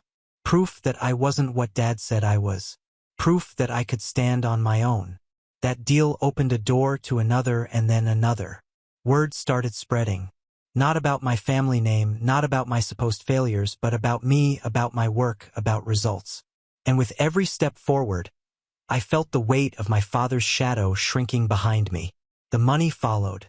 Of course, my bank account, once a constant source of stress, began to look healthier. Rent wasn't a question mark anymore. I upgraded my car, not because I needed to show off, but because I could finally afford something reliable that didn't groan every time I turned the key. I started dressing differently, too. Nothing flashy, just sharper, cleaner. I carried myself differently because for the first time in years, I believed I had the right to take up space. But the real shift wasn't material. It was inside me.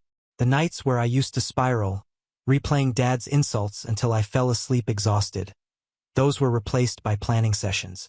I'd sit with my laptop open, sketching out ideas, mapping strategies, watching the pieces click together. The anger that had once eaten me alive turned into fuel. And the more I built, the more I realized just how much power I was starting to hold. The turning point came when one of the senior partners at Dad's company, his direct superior, pulled me aside after a meeting. "Nathan," he said, "you've got something. I don't know how you've put up with your father's nonsense all these years, but I'll tell you this. You're not just good. You're necessary. People are starting to listen to you." That sentence lit something in me. Necessary. Not optional, not replaceable, necessary. From that moment, the game changed. I wasn't just climbing out of the hole my father had pushed me into. I was climbing higher than he ever had. I was sitting in rooms he dreamed of entering, shaking hands with people who barely knew his name, but were starting to know mine. And yet, I said nothing to my family. Not a word. I let them think I was still stumbling, still scraping by, still the failure. Dad loved to parade in front of everyone. When Mom called to ask how I was doing, I'd answer vaguely, keeping busy. When Claire laughed about my struggles, I just let her. Their ignorance became my armor. The irony was delicious. The more they underestimated me, the more room I had to maneuver. Dad still strutted around like the king of his castle, never realizing that the walls were already starting to crumble around him. And as my life expanded, success, recognition, real power, I began to see the outlines of something sharper taking shape. Not just survival, not just proving him wrong, something bigger. The pieces were shifting. And for the first time in my life, I wasn't on defense anymore. I was on offense. And soon, my father would realize it, too.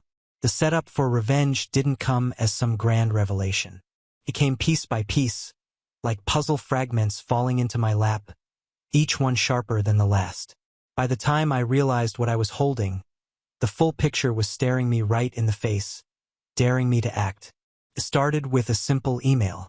One of the senior partners, let's call him Mr. Reynolds, forwarded me a chain by mistake.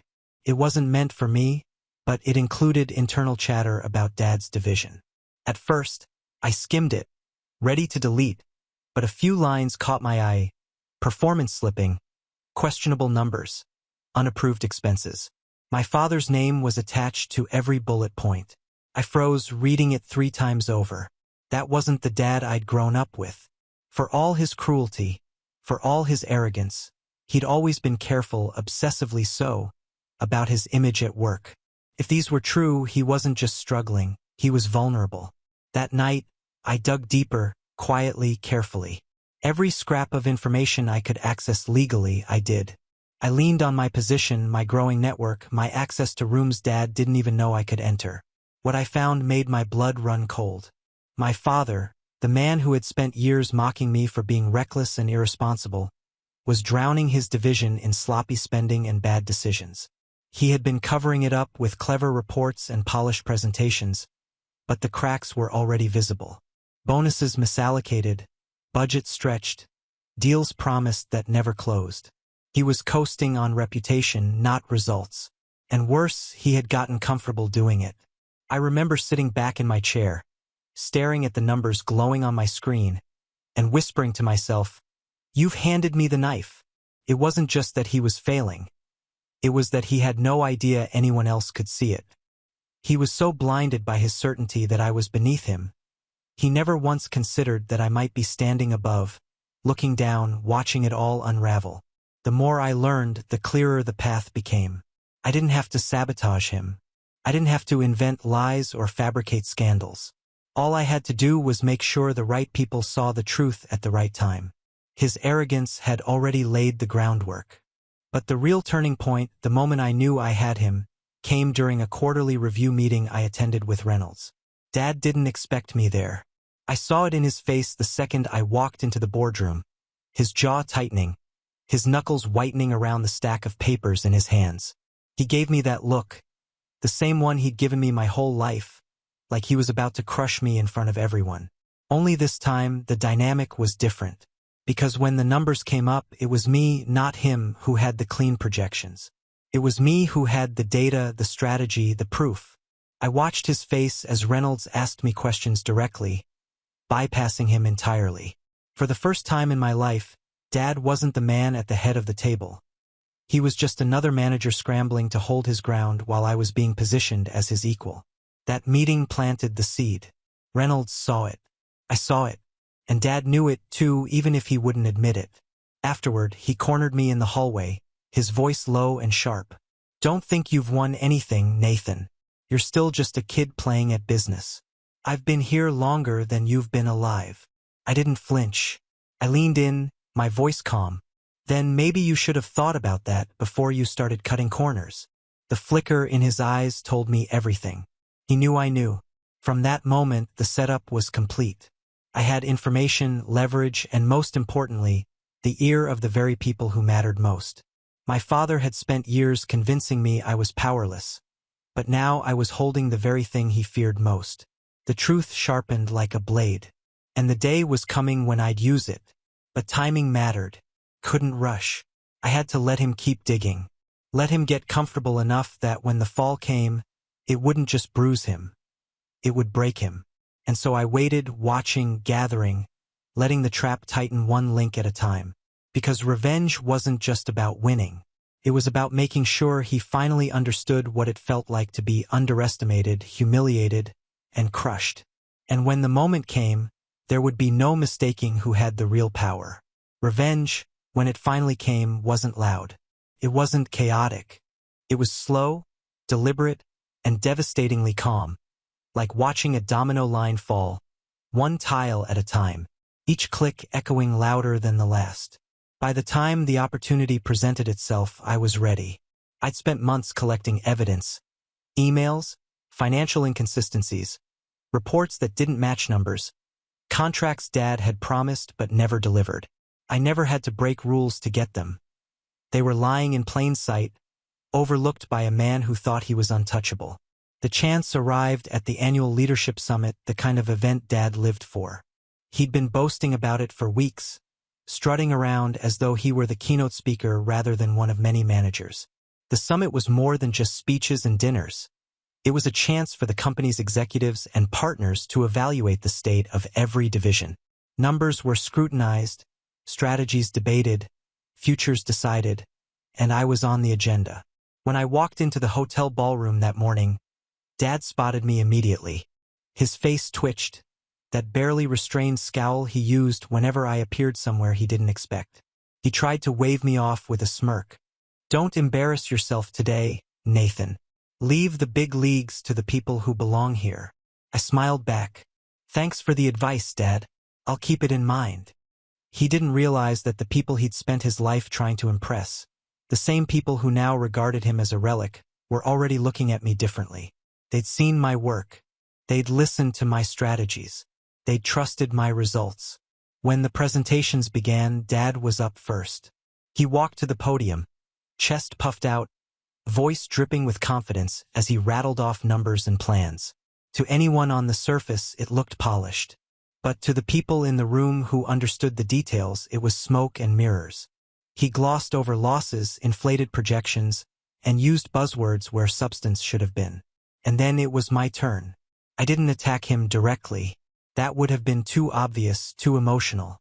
Instead, I calmly laid out my own presentation.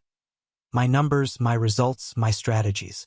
Slide after slide, I showed growth, efficiency, and projections that were not only achievable but already in motion. Every sentence was deliberate. Every graph bled the truth.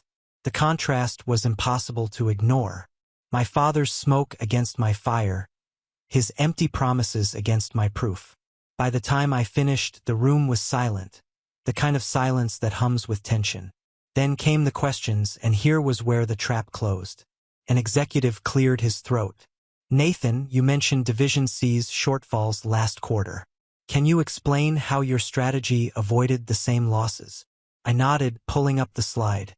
"Certainly. The issue stemmed from unapproved expenditures and misallocated budgets. We ensured accountability by..." The words hung in the air. Unapproved expenditures. Misallocated budgets. Everyone knew whose division that was. I didn't look at Dad, but I could feel the heat of his glare from across the table. He knew. He knew I was pointing directly at him without ever saying his name.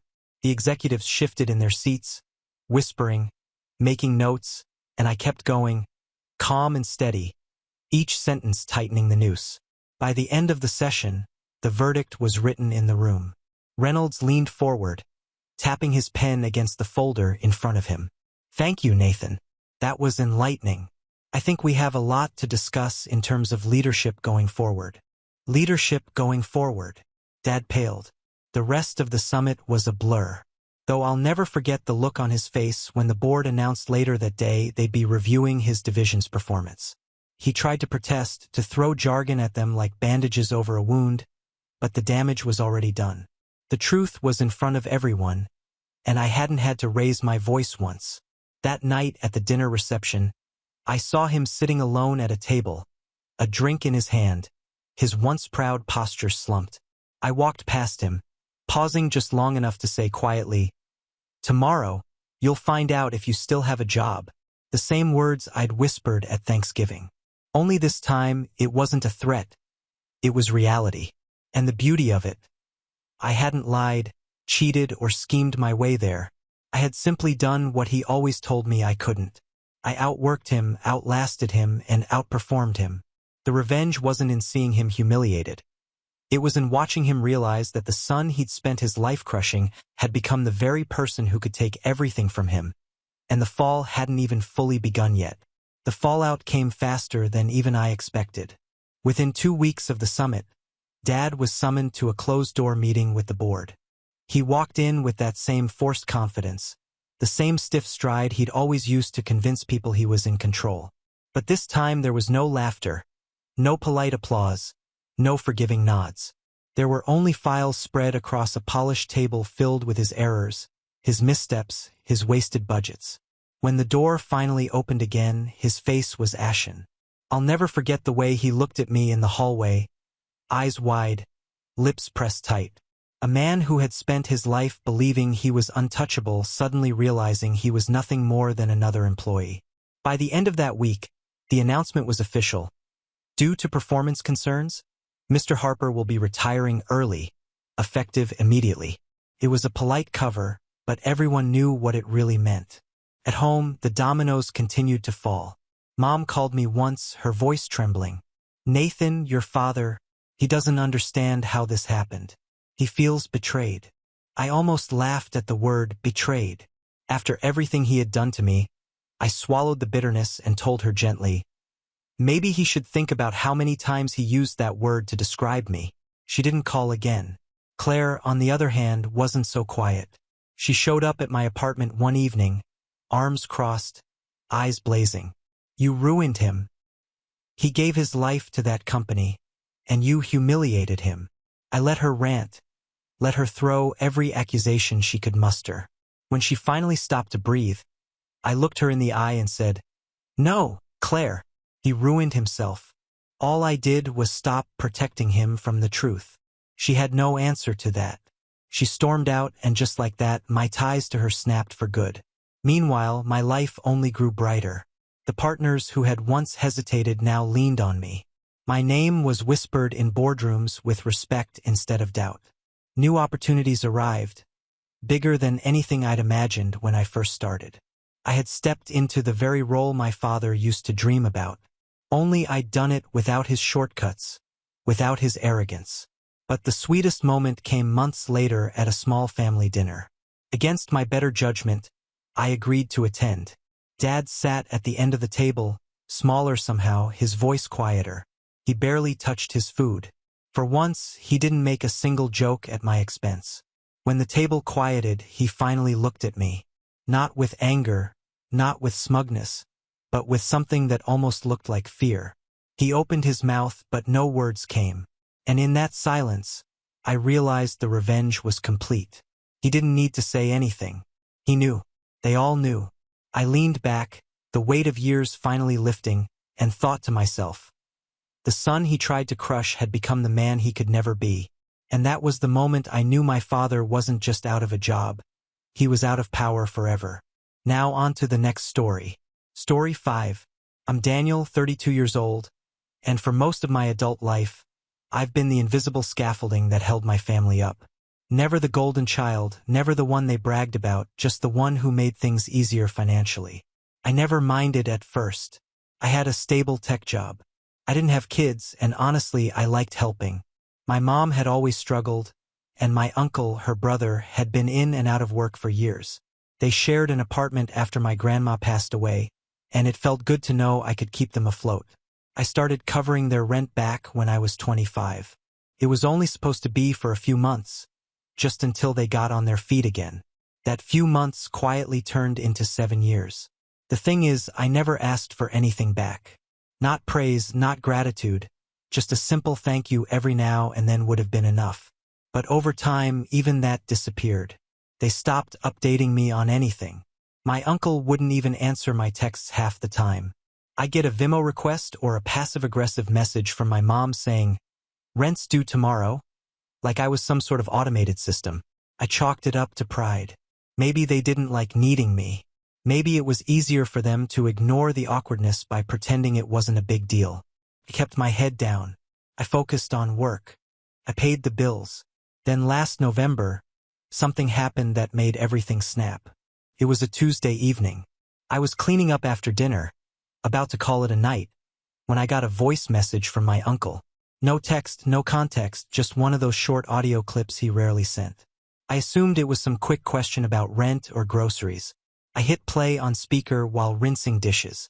What I heard made me freeze. The message clearly wasn't meant for me. It was a recording of him talking to my mom, laughing no less. His voice was casual, light, like they were catching up over coffee. And then he said, "Well, damn, cover it." He always does. The guy's basically a burden with a wallet. My mom laughed. Loud, sharp, real. Yeah. He owes us anyway after everything. Then someone, I think it was my aunt's voice, chimed in. "Does he even ask where the money goes?" "Nope," my mom replied. "He just pays and stays quiet like a trained dog." The message ended there. I stood still for a long time. Dishes in the sink, water running. That phrase, a burden with a wallet, echoing in my head like a bell that wouldn't stop ringing. I didn't even feel angry at first, just hollow, like I'd been yanked out of my own life and dropped into someone else's cruel little joke. All those birthdays I helped fund. All the rent checks, utility bills, emergency repairs. The time I canceled my trip to Iceland so I could cover their heating bill during a rough winter. I thought I was helping. I thought I was part of a team, family, and they'd reduced me to what? A bank account. I didn't reply to the message. I didn't call them. I just sat with it. The days that followed felt surreal. I kept going through the motions at work, but my mind wasn't really there. Every time I tried to focus, I'd hear that laugh, that mockery, that smug assumption that I'd keep paying no matter what. And the worst part, they weren't entirely wrong. I had kept paying silently, routinely, but not anymore. I decided I needed time to think, not just react. I started journaling, tracking every payment I'd made since I was 25. I pulled old statements, texts, Vimeo records. The total made my jaw drop. Over $90,000. $90,000. I could have bought a condo with that, a new car, started a business. Instead, it all went to people who didn't even think I deserved a seat at the table. Still, I didn't say anything. I kept paying through December like nothing had happened. Then came January the 3rd, specifically. That's when my mom usually texted me, "Rent due by Friday. Don't be late." Only this time she didn't text. My uncle did. He sent a casual message, "You sending the rent?" I stared at it for a while, then locked my phone and went back to my coffee. The next day he texted again, "Need to know. The landlord's been on our backs." I said nothing. On January 6th, I got a voicemail from my mom. Her voice had that forced softness she always used when trying to be nice, but you could hear the annoyance under the surface. "Hey Danny, just checking in. Hope everything's okay. Let me know when you're sending the rent. Okay?" I still said nothing. On the 8th, things started to shift. First came the guilt trip texts. "Daniel, we're worried. This isn't like you. If something's wrong, you can tell us." Then the manipulative ones. "You know the landlord doesn't wait. We could be out on the street. Is that what you want?" And finally, the anger. By the 10th, I had a full voicemail inbox. My uncle shouting into the phone, "What is wrong with you, Dan? You think this is funny? Playing games when people rely on you." Mom left 3 messages in a row. "After everything we've done for you, after raising you, feeding you, this is how you repay us." That one really got to me. Raised me. She left me with grandma from age 9 to 15 while she got her life together. I lived on frozen pizza and shared a room with 3 cousins while she partied in Miami with her new boyfriend. But sure, she raised me. Still, I didn't respond. Not yet, because I wasn't done preparing. While the messages poured in, I was busy quietly contacting their landlord, quietly closing the shared utility accounts I had opened in my name, quietly securing all the receipts and bank statements that proved every payment came from me and not us like they always claimed. I was quietly getting ready to take back my silence and turn it into something far louder. And then came January 13th. Rent was officially late. Their landlord called me. He was confused. He said my name was on the email contact list. He wanted to know if I'd be covering it late again or if he needed to initiate eviction procedures. I asked him to send everything in writing. He did. And that was the day I finally drafted my reply to my mom, to my uncle, and to the rest of the family that had grown used to my invisible support. But before I hit send, I added one more thing, a voice message. And when they played it, they'd hear something they never expected. Because I didn't just sit quietly this time. I told them exactly what they'd said, word for word. I reminded them of the Iceland trip I skipped, the times I bailed them out, the years I didn't ask for thanks. And then I asked one simple question. Do you laugh about everyone who saves your neck? Or was it just me? I ended it with, rent's due. Good luck. And then I turned off my phone. That was 3 hours ago. Now I'm sitting by the window watching the sky turn gold over the skyline, sipping the best cup of coffee I've ever had. And my phone has started vibrating again. The first message came from my uncle. A voice note again. I almost didn't play it. I figured I'd heard enough of his voice to last me a lifetime, but something told me to listen. His tone was different this time. No smug laughter, no casual dismissal, just panic. Dan, look, I don't know what that message was. I think you misunderstood. We were just joking. You know, families joke. That's what we do. Joking. Joking. I closed my eyes and leaned back in my chair, letting the words sink in. The way they'd cackle didn't sound like joking. It sounded like years of built-up resentment of seeing me not as a son or nephew, but as a resource. More messages followed. My mom left 3 in a row. Her voice wavered in each one, teetering between guilt and indignation. Daniel, please. You know I didn't mean what I said. That was taken out of context. Another. You're blowing this out of proportion. You've always been so sensitive. Don't let one silly comment ruin everything. And then, we're your family. You owe us at least a conversation before pulling something like this. There it was again. That word. Oh, they always circled back to that. I'd spent my whole life being told in small, veiled ways that I owed them, that it was my duty to give, to support, to never question, that my existence was the result of their sacrifices, and I'd better spend the rest of my life repaying that invisible debt. Even when I graduated college and landed my first job, my mom's first reaction wasn't congratulations. It was, now maybe you can finally start giving back. I thought she was joking then. She wasn't. Around noon, I started getting messages from extended family. My cousin Sarah texted, "Hey, Mom says you're refusing to pay rent and might let them get evicted. Is everything okay?" Another cousin I barely spoke to sent, "You're better than this, Dan. Don't let pride make you cruel." Cruel. Funny how quickly the narrative changed once the money stopped. By 3 p.m., I got a call from the landlord again. He said they'd missed the grace period, and if payment wasn't made by the 15th, he'd have no choice but to start the eviction process. I told him politely that I was no longer involved with their payments and he'd need to speak to the tenants directly. He paused, then asked if I was okay.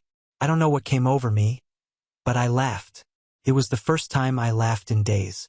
Actually, I told him, I think I'm better than I've been in years. He thanked me for my help over the past few years. Apparently, he knew I'd been covering everything and had always assumed I was doing it by choice. I told him I had been until I found out I'd become their punchline. That night, I sat alone in my apartment. No calls from work, no obligations, no financial fires to put out for anyone but myself. It was quiet, and the quiet felt like peace. But it didn't last. The next morning, I opened my door to find a handwritten letter on the doormat from my mother. The handwriting was rushed, messy. Inside was a single-page note scribbled in ballpoint pen. It read, "Daniel, I can't believe you would do this. You're tearing the family apart. Your uncle was talking about moving out, and I have nowhere to go. I'm sick of being punished for one stupid joke. We never asked you to pay for everything. You just did. If you're going to turn your back on us over something so trivial, then maybe you were never really family to begin with." Mom! I stared at the paper for a long time. My heart didn't race. My jaw didn't clench. I felt nothing. Not even anger anymore. Just clarity. That letter said everything I needed to hear. That even now, with the floor beneath them starting to crack, they were incapable of admitting they'd done anything wrong. No apology, no reflection. Just deflection, guilt, manipulation. But I was done being manipulated. That evening, I packed up a small suitcase. I'd already requested 2 weeks off work, my first real vacation in years.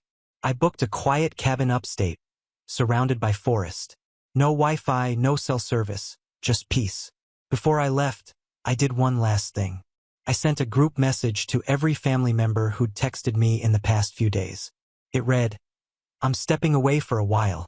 I've spent years supporting this family financially and emotionally, often at the cost of my own mental health. That chapter is over. I wish you all well. If anyone reaches out to guilt, shame, or lecture me, you'll be blocked. Take care." Then I turned off my phone. I drove for 3 hours, breathing in the freedom with every mile. It wasn't until I reached the cabin, unpacked my bags, and settled by the fireplace that I felt it. Relief. For once, I wasn't waiting for the next request, the next demand, the next crisis I'd be expected to solve. I was just living.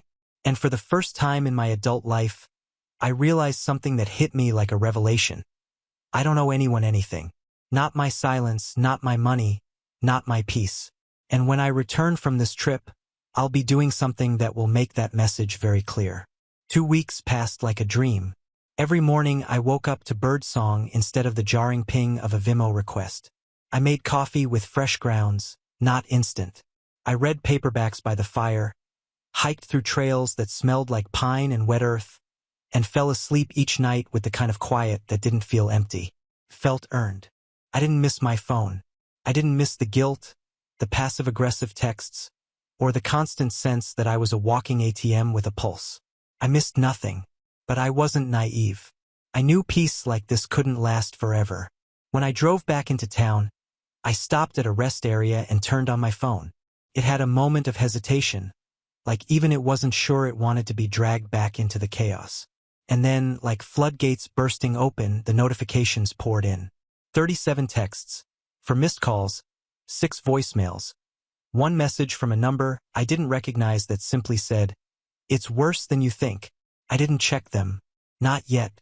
Instead, I drove straight home, unpacked my bag, and sat down at my kitchen table with a notebook and pen. I had a plan to execute. It started with the lease. See, while I wasn't on the lease for their apartment, I had signed a personal guarantee for the utilities and cable. Years ago, they had trouble getting approved on their own. "Just until we build better credit," they said, like always. So, the first thing I did was contact each provider: gas, electricity, internet. I'd already notified them before my trip, but now I submitted the final paperwork to formally terminate my guarantee and close the accounts in my name, effective immediately. Next was the financial audit. Remember those records I compiled, the years of payments, receipts, and account transfers? I emailed them to myself from every angle, saved in multiple cloud drives and flash drives. Then I packaged them all into a neat PDF and titled it Daniel K. Voluntary Financial Contributions to Relatives 2015 to 2023. I sent it to my accountant, who was baffled I hadn't said anything about this sooner. His exact words were, "You could have bought a small lake house with this." "Yeah," I said, "but I bought silence instead." He laughed, but not out of amusement, out of disbelief. I told him I needed documentation ready in case my family tried to claim I'd abandoned them financially or made promises I didn't fulfill. He nodded and said he'd draft something airtight. Then came the last part, the part one hadn't planned on until I read the final voicemail. It was from my uncle, and this time he didn't yell. He didn't guilt trip. He begged. His voice was hoarse and shaky. "Dan, listen. We got the notice. The landlord's serious. We've got 2 weeks to vacate. Your mom's freaking out. I'm scared, man. I know we messed up. I know we said things we shouldn't have, but please don't do this. Don't make us start over. We've got nothing without you." That last sentence stayed with me. We've got nothing without you.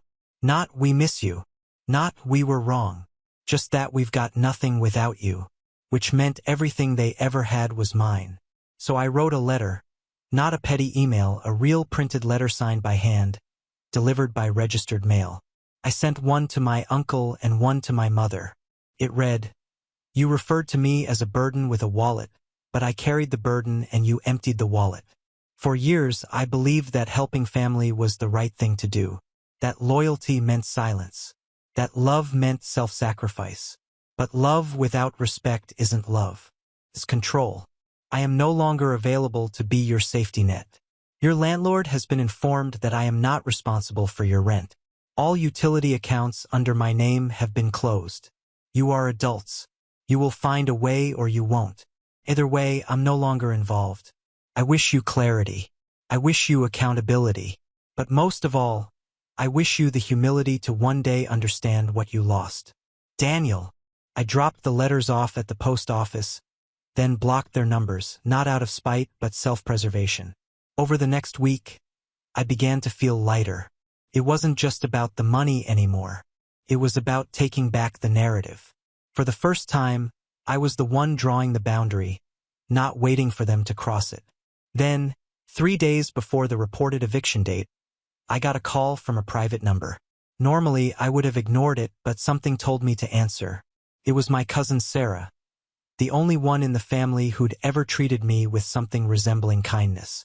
Dan, she said, voice hushed, you need to know something. They've been telling everyone that you promised to keep paying rent and then just ghosted them.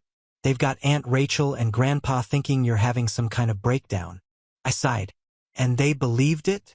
I didn't, she said. Which is why I'm calling. I thanked her, told her not to get involved, and hung up. But something in her voice stuck with me. There was more to this. Something deeper than just a smear campaign. So, I logged into an old shared family Google Drive, the one we all used for photos and vacation plans, and discovered something that made my stomach turn. My uncle had uploaded a family expenses spreadsheet. In it, he listed himself as the one who'd been covering rent for the past few years. Next to my name, a column labeled, Occasional Help with Bills. He was showing this to other family members, using my generosity to boost his reputation. And my mother, she'd added a comment in one of the tabs saying, let's not make Dan feel guilty. He's fragile. Fragile. The same man who held your roof over your head for nearly a decade. Something inside me broke again. But this time, not in the way they'd expect. Because the next move I made, it wasn't just about walking away. It was about making sure everyone else finally saw who they really were. I knew exposing them would make waves in the family. I also knew that if I didn't tell my story, they'd keep rewriting it for me, casting themselves as victims and me as some cold-hearted traitor who cut them off during hard times. So, I decided to take control of the narrative. Not out of revenge, though sure, I'd be lying if I said that didn't factor in. But for the first time in my life, I wanted the truth out there. No more silence. No more shame. I wrote a letter. Not just a message. A letter 6 pages long, printed, and mailed to every relative on both sides of the family. Uncles, aunts, cousins, even my grandparents. Some I hadn't seen in years. Some probably wouldn't care. But they deserved to know the full picture before they kept passing judgment. In it, I started from the beginning. How I quietly started paying rent for my mom and uncle when I was 25, thinking it would be temporary. I listed the utilities, the groceries, the emergencies. I included the years I'd helped with Christmas gifts, funeral costs, car repairs, and back-to-school supplies for cousins that weren't even mine. I mentioned the vacations I skipped, the nights I stayed in to make sure I could meet their rent on time, and the promotions I turned down because I couldn't risk relocating while they still depended on me. Then I included the voice message verbatim, typed out line by line. Well, damn, cover it. He always does. The guy's basically a burden with a wallet. Yeah. He owes us anyway after everything. Does he even ask where the money goes? Nope. He just pays and stays quiet like a trained dog. I didn't dramatize it. I didn't embellish. I just told the truth and let it speak for itself. Then I attached the spreadsheet I discovered, the one where my uncle claimed he had been paying the rent all these years and I was just occasionally helping. I underlined the fake entries, highlighted the lies, and finally, I closed with this. I don't need pity. I don't want applause. I just want space. I want the peace I earned. If you've benefited from my silence, that time is over. If you judge me without asking questions, that's your burden to carry. I'm done carrying things that don't belong to me. They called me a burden with a wallet. But here's the truth.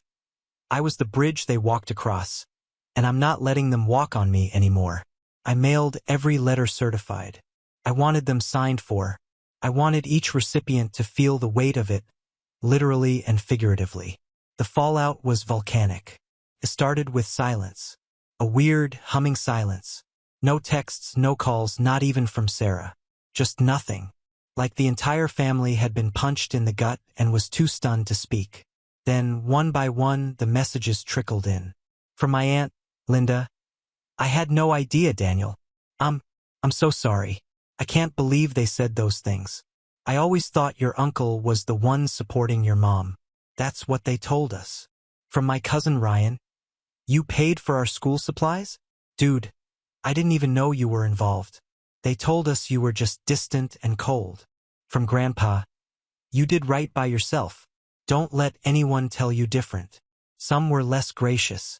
My Uncle Mark said, "This could have stayed private, Dan. You embarrassed your mother. That's not how family handles things." I didn't respond. He wasn't worth the energy. As for my mother, she didn't call. She didn't text. But 2 days after the letters landed, I got an email. Short, cold. "You've made your point. Hope it was worth burning everything down. Mom." And for the first time, I didn't feel the need to reply because no, I didn't burn anything down. They did. All I did was stop being the one rebuilding the house every time they lit a match. Meanwhile, word got back to me that the eviction had gone through. The landlord finally pulled the plug. They were forced out within a week. My mom ended up crashing on a friend's couch. My uncle, last I heard, was staying in a motel outside town and complaining loudly about being betrayed. They tried contacting Sarah for help, but she'd finally drawn her own boundary, too. Funny how people start standing up when they realize they were lied to, too. One evening, about 2 weeks after everything unfolded, I went out to dinner alone. I sat by the window at my favorite Korean barbecue place, the one I used to skip because I felt guilty spending money on myself. I ordered whatever I wanted without glancing at the right side of the menu. Halfway through the meal, I got a message from Sarah. It was a photo. My mom, sitting in a crowded waiting room holding a clipboard, captioned, "She's trying to apply for housing assistance. No idea what she's going to do next." I stared at it for a long time. Then I closed my phone, finished my meal, and paid the bill with a quiet sense of peace. Because for once, it wasn't my problem to solve. And that night, as I lay in bed staring at the ceiling, I realized something profound. I had been raised to believe love meant sacrifice. But the truth is, love without boundaries becomes servitude. And I hadn't been loved. I'd been used. And now, finally, I was free. Since then, I've started therapy. I've gone on that Iceland trip solo. And it was everything I hoped it would be.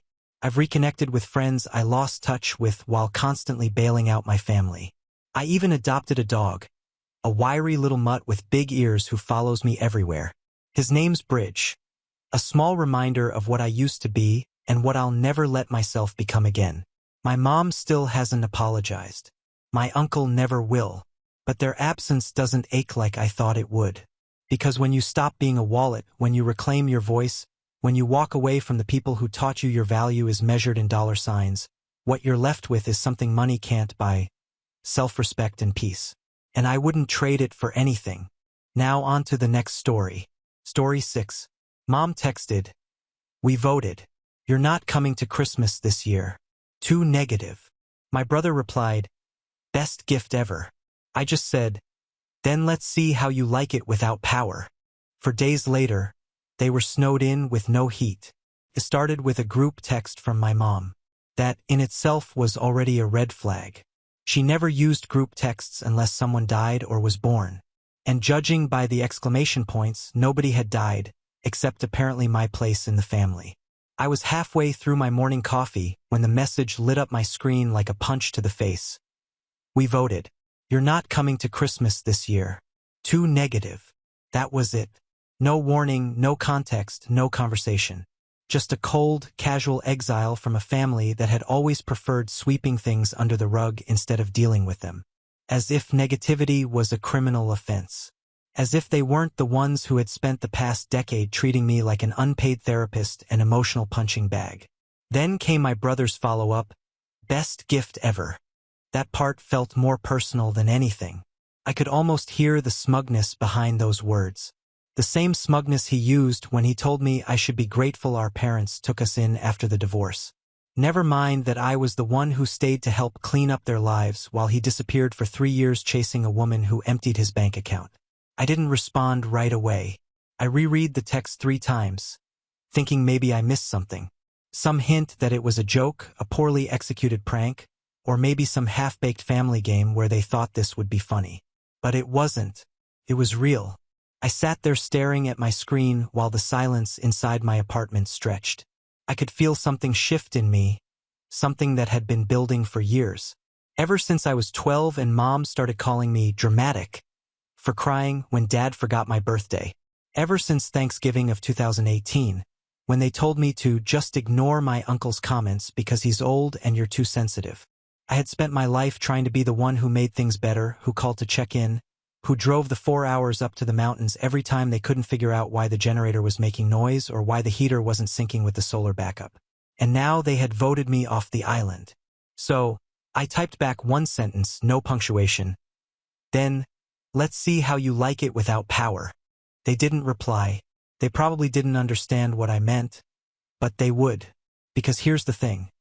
That cabin they live in, that picturesque getaway from the world in the Colorado mountains with no grid connection and an old propane backup system they barely maintain. I designed the entire solar array. I installed the smart system that automates heat, water pumps, even the satellite router. Everything runs through my monitoring software. Everything depends on me. After Dad nearly electrocuted himself trying to connect a battery inverter, they practically begged me to take over the system. I didn't mind, honestly. It gave me a sense of control, made me feel useful, needed, like I had a place in the family. Now they were telling me I was too negative to be part of Christmas. So, I logged into the control panel and turned off remote access. Disengaged the automatic battery management, set the system to manual override, a setting I knew neither of them knew how to operate. Then I closed my laptop and went about my day. I wasn't expecting a blizzard. It rolled in the next night, heavy, early, and vicious. 4 feet of snow in 36 hours. All the roads were shut down. The only thing moving up there were frozen regrets. I didn't hear from them at first. Then, on the morning of Thanksgiving, I got a text from my mom. "We don't have heat. Did something happen to the system?" I didn't answer. Not right away. Instead, I turned off my phone, poured myself a glass of wine, and sat down to eat the best solo Thanksgiving dinner I've ever made. Just me, some roasted duck, and peace. They had voted. I was just honoring the results. By Friday morning, I had 12 missed calls and 6 voicemails, all variations of panic disguised as politeness. 7 were from my mom, who always leads with subtlety before switching to guilt. 3 from my dad, which surprised me because he still types with one finger and thinks apps are a government surveillance trick. The last 2 were from my brother, and I could practically hear the smugness peeling away into panic. The snow hadn't stopped since late Wednesday. I had checked the local radar out of morbid curiosity. 4.5 feet had dropped in their area in less than 48 hours. Roads were gone. Their car wasn't getting out of the driveway without a plow and a miracle. That's when it probably clicked for them. The heat wasn't coming back on its own. Their cabin is beautiful, but absolutely unforgiving. It was built by my grandfather when insulation was more of a suggestion than a science. Without constant heat circulating through the radiant floors, the place turns into a refrigerator in under a day. And now their precious off-grid haven had become exactly what it was. A wooden box in the woods with no lifeline. And I was their lifeline. Or at least I used to be. I ignored the first dozen calls. I went for a walk, got coffee, took a bath, ate leftover duck while watching a documentary about volcanoes. It was maybe the first holiday in 10 years where I didn't feel like I was bracing for something. Then they called again, the 13th time. I answered, didn't say a word. Mom's voice came through like static wrapped in panic. "We're freezing. The heater's not turning on. Your dad thinks the system's broken. Can you check from your computer?" I didn't answer her question. Instead, I said, "Why don't you ask the rest of the voters?" She didn't like that. Tried to pivot. Said the message was taken out of context, that it wasn't meant to sound so harsh, that they were just joking around. That's when I interrupted her. Best gift ever. That was the joke. She said my brother didn't mean it, that he's going through a rough patch. Apparently, he lost his job 2 weeks ago. Then she added that he didn't want anyone to know. Interesting. I was too negative for Christmas, but not too negative to keep completely in the dark about the latest family meltdown. I told her I wasn't going to fix the system, that I disabled remote access. I said she could reset it manually if she could find the inverter switch in the utility shed. She tried. I could hear her trudging through the snow. Then the phone cut out for a few minutes, and when she came back, she sounded different. Defeated. "I can't find it. I don't know what I'm doing." I waited. Then she asked me to please just fix it like I always do. That they needed me. That this wasn't the time to make a point. And for the first time in years, I realized I didn't feel guilty. Not even a little. I told her Thanksgiving is about gratitude. And this year I was grateful not to be trapped in a cabin with people who only wanted me when things broke, who thought of me as a utility, not a person. I said, I hope the silence gave them some space to reflect. Then I hung up. That night, my brother texted me, "You're enjoying this, aren't you?" No punctuation, just venom. I stared at it for a second, then watched a movie. An hour later, another text. "They're in their 60s. What if something happens to them? You'll have to live with that." That's when I understood exactly what was happening. This wasn't panic. It was strategy. They didn't want help. They wanted me back in my role. The fixer, the apologizer, the emotional support generator. That little sentence wasn't about concern. It was bait. Because even when they're freezing, even when they're stuck, they still expect me to crawl back into the dynamic where I owe them something just for existing. I turned my phone off for the rest of the weekend. They were cold. Good. So was I. By Monday, I expected at least a dozen more missed calls. A flurry of desperate messages, maybe one of those manipulative voicemails from my mom asking if I was really going to let them freeze to death on a holiday. Maybe my brother would try something new, like pretending to be concerned or even faking an apology. He'd done worse for less. But my phone was blank. No missed calls, no texts, nothing since Friday night. First, I assumed they were sulking, letting me stew in guilt, thinking the silence would make me crack. Felt like another tactic. But as the hours passed, something started nagging at me. This was too quiet. My family doesn't do quiet. My mom once called me 5 times in a row because the propane tank smelled funny. My dad has panic attacks if the Wi-Fi stutters. And if they'd finally cracked and called a technician, well, I would have known. No one touches that system without me hearing about it.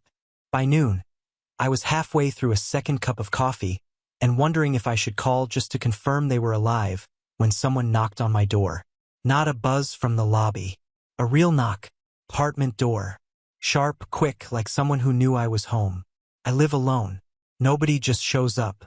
I looked through the peephole and saw a man standing there. Mid-50s, tall, wiry, graying at the temples, wearing an old jacket caked with melting snow. He introduced himself as Dale. Said he was a neighbor from the mountains. I laughed at first. I didn't mean to. He must have slipped out. They don't have neighbors.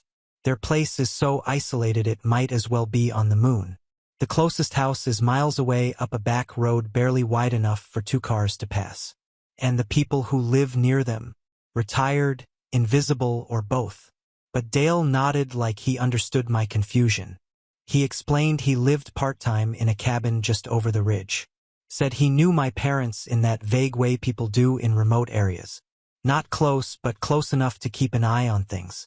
Said he usually only stays up there spring through fall, but he'd been in Denver since Wednesday visiting his sister, which meant he hadn't seen them since before the storm.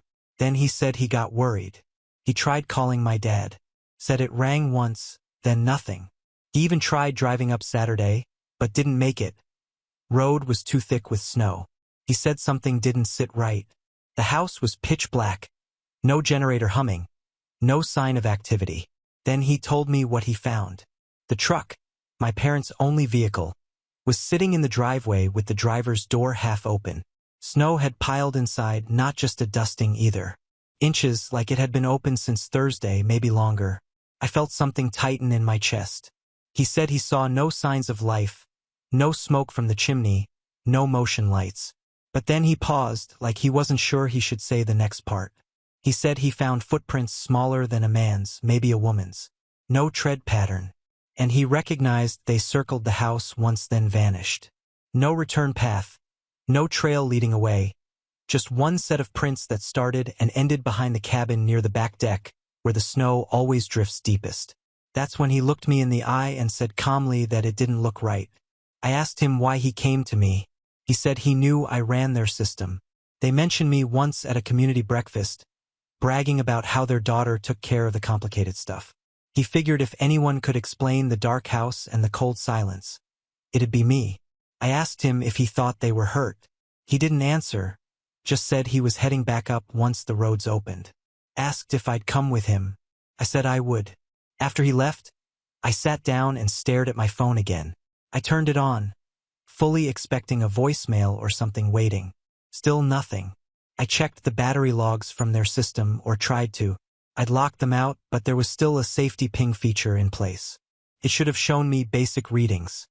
Temp, voltage, grid, sync. I got an error, system offline. That was impossible. Even if the batteries drained, there should have been residual data. A frozen system still leaves a digital trace. But there was nothing. Not even a signal ping. Like the whole cabin had disappeared. By sunset, I had a fire burning in my brain that I couldn't put out. I started thinking back to the footprints Dale mentioned. The cabin is isolated, sure, but it's not inaccessible. Anyone could hike there if they were desperate or stupid enough. And if the door really was open for days, who else might have been watching that night? I barely slept because I knew two things for certain. First, something was wrong. Second, I was the one who'd cut the power. And now, I wasn't sure if that had left them cold or left them open. The plow cleared the road by Tuesday morning. I met Dale at a gas station just outside Boulder. He had chains on his tires and a truck full of supplies, blankets, water, a generator he borrowed from his sister's garage.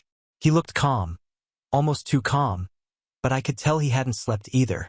Neither of us said much on the drive. It took us 3 hours to reach the turnoff near my parents' property.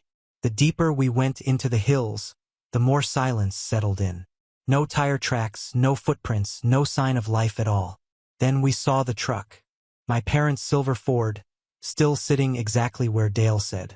Driver's door wide open. Packed snow had filled the entire footwell. The window was down halfway, frozen shut. Keys still in the ignition. No power to open the garage. No lights anywhere. I didn't speak. I just walked. There were no signs of forced entry. No broken windows. Nothing missing from outside. Not even the lockbox they kept under the deck. But the silence was unnatural. The kind that makes your skin feel too tight.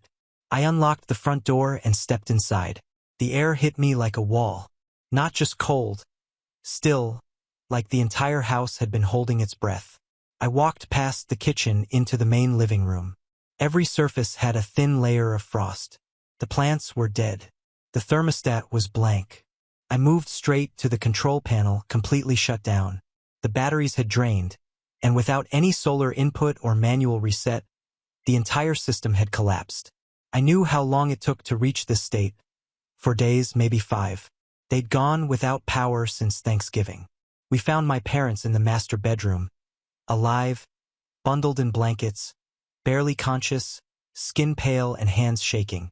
They had turned the propane oven on and left it open for warmth, which explained why they hadn't frozen entirely, but they were severely dehydrated and disoriented. Mom kept whispering something about lights. Dad couldn't speak at all. His lips were blue. Dale called for help while I ran around the house gathering anything I could find. Hot packs, water bottles, extra blankets. I could barely feel my hands by the time I got them stable. The medics took an hour to arrive. While they worked, I walked outside to get air and clear my head. That's when I remembered Dale's story, the footprints. I asked him again where he saw them. He pointed toward the back of the cabin. We walked around together. There was a frozen path, barely visible, leading away from the deck into the trees. We followed it for about 20 feet before it vanished under fresh snow. But at the edge of the trail, I saw something I hadn't expected. A single mitten, not my mom's, not anything I recognized. It was small, child-sized, but my family hasn't had a child visit in over 10 years. Dale picked it up slowly, said nothing. Neither did I. I didn't know what scared me more. That someone had been watching the house during the storm, or that someone had been trying to get in. And if someone had come to the house while my parents were trapped inside, then why hadn't they called for help? Why hadn't they told me? That night, after the medics left and my parents were recovering in a hospital an hour away, I stayed behind in the cabin. And around 2 o'clock in the morning, I heard something on the roof, like footsteps, slow, measured. But when I grabbed a flashlight and ran outside, there was nothing there. Just snow and the sound of the wind whistling through the trees. By the time I got back to Denver, my parents were stable enough to sit up and complain. I went to the hospital to check on them, not because I wanted to, but because it felt like the final thing I needed to do before closing the door for good. Mom was sitting upright, wrapped in blankets, sipping hospital tea, and acting like the past week had just been a minor inconvenience. Dad looked worse, pale, quieter than usual, but he didn't acknowledge me when I walked in. He just stared past me like I was a nurse who'd overstayed her shift. Mom didn't waste time. She asked if I had fun teaching them a lesson. Said it must have felt powerful letting them freeze while I sat in my apartment eating duck and watching TV. She smiled when she said it like it was a game I lost because I showed up. Then she said the wildest thing I've ever heard come out of her mouth. "We didn't need you. We would have figured it out." I stood there for a second trying to decide whether to laugh or just walk out. "You didn't need me? You mean for the power, the heat, the water filtration, the solar diagnostics, the food delivery account you forgot the password to?" But I didn't say any of that. I just sat down and listened to her rewrite the story, twisting it into a tale of resilience, of how they held on, how they adapted, how they survived without anyone's help. Without anyone's help. As if I hadn't dropped everything to come dig them out of their own damn arrogance. I left after 10 minutes. That night, I opened my laptop and started making a list. Every account, every password, every system I had access to, personal, financial, medical, things I'd been managing quietly for years while they acted like I was some freeloading nuisance with an attitude problem. I changed everything, revoked access to the solar software, canceled the emergency maintenance plan I'd secretly paid for, signed off as their emergency contact on every utility and financial form I could find. I called the water delivery company and had the account moved to manual billing. If they didn't remember how to pay for it, they'd figure it out.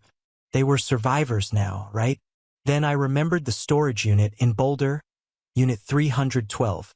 They forgot it even existed.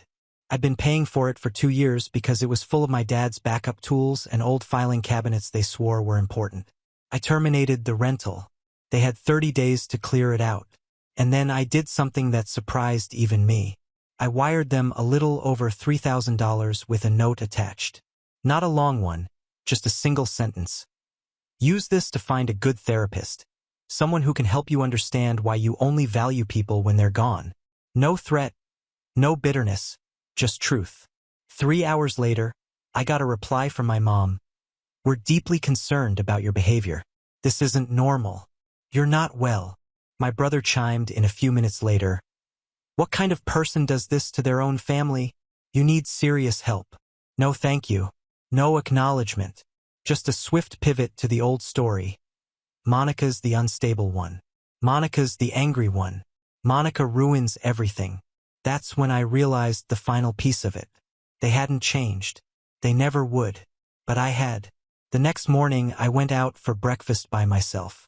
No family drama, no fake small talk, no pretending to be grateful just for being tolerated. Just me, a quiet booth, a hot coffee, and a warm bagel, and a sudden, startling sense of peace. I wasn't angry anymore. I was just free. It's strange how silence can feel louder than words. A week passed since I wired them the therapy money. No reply, not even a keep it or a petty dig, just digital emptiness. Nothing from my mom, nothing from my dad. My brother didn't send his usual condescending texts. No fake concern. No passive-aggressive quote about family being everything. It was like I didn't exist anymore. And for the first time in my life, I let it be. I thought maybe I'd start second-guessing myself. Maybe I'd feel guilt or at least that reflexive tug-of-war in my chest. That ache for their approval. Something I used to chase like oxygen. But the longer they stayed silent, the more clearly I saw it for what it was. Their silence wasn't grief. It wasn't sadness. It was control. A final move in the only language they knew. Punishment through absence. They weren't hurt. They were offended that I stopped apologizing. That I stepped out of the role they wrote for me decades ago. The difficult one. The one who never lets anything go. Who always makes the holidays tense. Who takes everything personally. No one asked how I felt spending every Christmas wondering if my presence would set someone off. No one asked how I felt taking care of their home, paying their bills, being their tech support, emotional shock absorber, and scapegoat all at once. So, I stopped asking anything from them. I blocked their numbers, all of them. Not in anger, just in resolve. I left one open email address for emergencies and closed the door completely on everything else. I went into my closet and pulled out 2 plastic bins full of family ornaments. Every year, my mom would hand me one special decoration, usually something she picked up last minute and pretended had sentimental value. A snowman holding a D for daughter. A smiling bear in a pink scarf. They always felt like obligations disguised as affection. I took the bins to a donation center without hesitation. That night, I lit a candle in my living room, sat in silence, and for the first time during the holidays, I didn't feel like I was missing anything. I wasn't bracing for the tension. I wasn't measuring my tone or my words. I wasn't calculating how many hours I had to spend smiling before I could drive home and cry in private. I booked a solo trip the next morning. 4 nights in Santa Fe, small hotel, no schedule, no family. Just me and a suitcase filled with clothes I actually liked. Not the ones I wore to blend in or to seem presentable for photos I never wanted to be in. At the airport, I saw other families huddled together, dragging red suitcases and Starbucks cups. I saw matching scarves, identical sweaters, people taking selfies in front of terminal Christmas trees. I didn't feel jealous. I felt distant, like I had finally walked out of a movie I never liked but kept watching because I thought I had to. Halfway through the flight, I checked my phone one last time. There was an email from my mother. Just one line. "We've decided not to include you in the family plans moving forward. It's clear you're on a different path. We wish you well." That was it. No mention of the money. No thank you, no understanding. Just a carefully constructed sentence that said everything without saying anything. She didn't want to make peace. She wanted to make it final. And honestly, I let her. I closed the email, deleted it, and didn't save the address. When I landed in Santa Fe, the sun was setting in gold and lavender over the horizon. The air was warm, dry, and still. I walked out of the terminal without looking back. They decided to cut me off. Good. I'd already done it months ago, maybe even years ago. The only difference now was that I'd stopped trying to stitch the rope back together every time they set it on fire. They can say I'm the broken one, that I'm the dramatic one, that I need help. But here's the part they'll never understand. I did get help. I helped myself out of their house, out of their cold, out of their story, and into mine. The update. I haven't heard a single word from them since that email. Not a call, not a message, not even a passive-aggressive birthday reminder like they used to send for family friends I barely knew. Just total silence. It used to bother me. I'd catch myself glancing at my phone some mornings expecting something, but that faded fast. Santa Fe was more than a break. It was a reset. I came back feeling lighter, sharper. I started making small changes. Deleted old voicemails, cleared out years of emails, unsubscribed from every family newsletter they ever signed me up for without asking. I even redecorated my apartment. The framed photo from that miserable 2015 Christmas? Gone. Replaced with a painting I bought from a street artist outside my hotel last week. A distant cousin I hadn't spoken to in years messaged me on Instagram. Said she heard I'd gone rogue. I just replied, No, I finally went home. She didn't answer, but I didn't need her to. I've stopped trying to be understood by people who only ever knew how to love me when I stayed quiet. Now on to the next story. Story 7. I paid my parents' utility bills for a year, $5,000. At dinner, my dad said, "You could do more if you weren't so selfish." I raised my glass and said, "You'll feel that selfishness when the lights go out next week." His smile vanished. I knew it was going to be a disaster before I even parked the car. It had been months since I'd sat down for a meal at my parents' house. Not because we were estranged. No, nothing that official. That would have been easier. This was worse. This was the slow erosion kind of relationship where everything feels off but no one says it directly, where you're supposed to smile and play along while being quietly resented for having your life together. They'd invited me over for dinner like it was some kind of olive branch. I brought a bottle of wine I knew my mom liked, the kind she used to call a special occasion bottle back when things were normal. I still had this dumb, tiny hope that maybe this time would be different, that maybe they'd say thank you. But I was tired. I'd been covering their utility bills for a full year. It started after my dad lost his job and they were suddenly behind on everything. First it was the electricity, then the water, then the gas. I stepped in without them asking. I didn't make a big deal out of it. Just paid the bills and moved on. Assuming maybe one day they'd say, "Hey Grace, we noticed." Thank you. That never happened. The house was warm when I walked in. Too warm. Like they had the heat blasting even though it was early fall. I didn't say anything. My dad greeted me like I was a guest. He barely remembered inviting me. My mom gave me a half hug in the kitchen, muttered something about being glad I could come, then went back to basting the pot roast. I just stood there, wine bottle in hand, wondering what the hell I was doing. We sat down, tried to pretend like this was normal. My dad started talking about the neighbor's kid, Tyler, who apparently just bought a boat. A whole boat. Dad was going on about how Tyler was smart, how he invested right, how he didn't waste his money on stupid things. I didn't say anything, even though I knew Tyler's dad owned 3 rental properties and had paid for half his son's house. But sure, let's pretend he did it all himself. Then my dad said it. Out of nowhere, without looking up from his plate, he goes, "You could do more if you weren't so selfish." The fork paused halfway to my mouth. I asked him what he meant. He didn't even flinch. He said, "I had a fancy apartment downtown, ate out too much, traveled too much, and spent money like I was allergic to saving." He said, "Real family doesn't just drop a few bills and act like a hero." I stared at him. Then I laughed. It wasn't even on purpose. It just came out. $5,000. That's how much I'd paid in the past year to keep this house warm, the lights on, the fridge running. And that was after paying off their internet debt so my mom could keep watching her shows and my dad could keep streaming baseball. I told him that.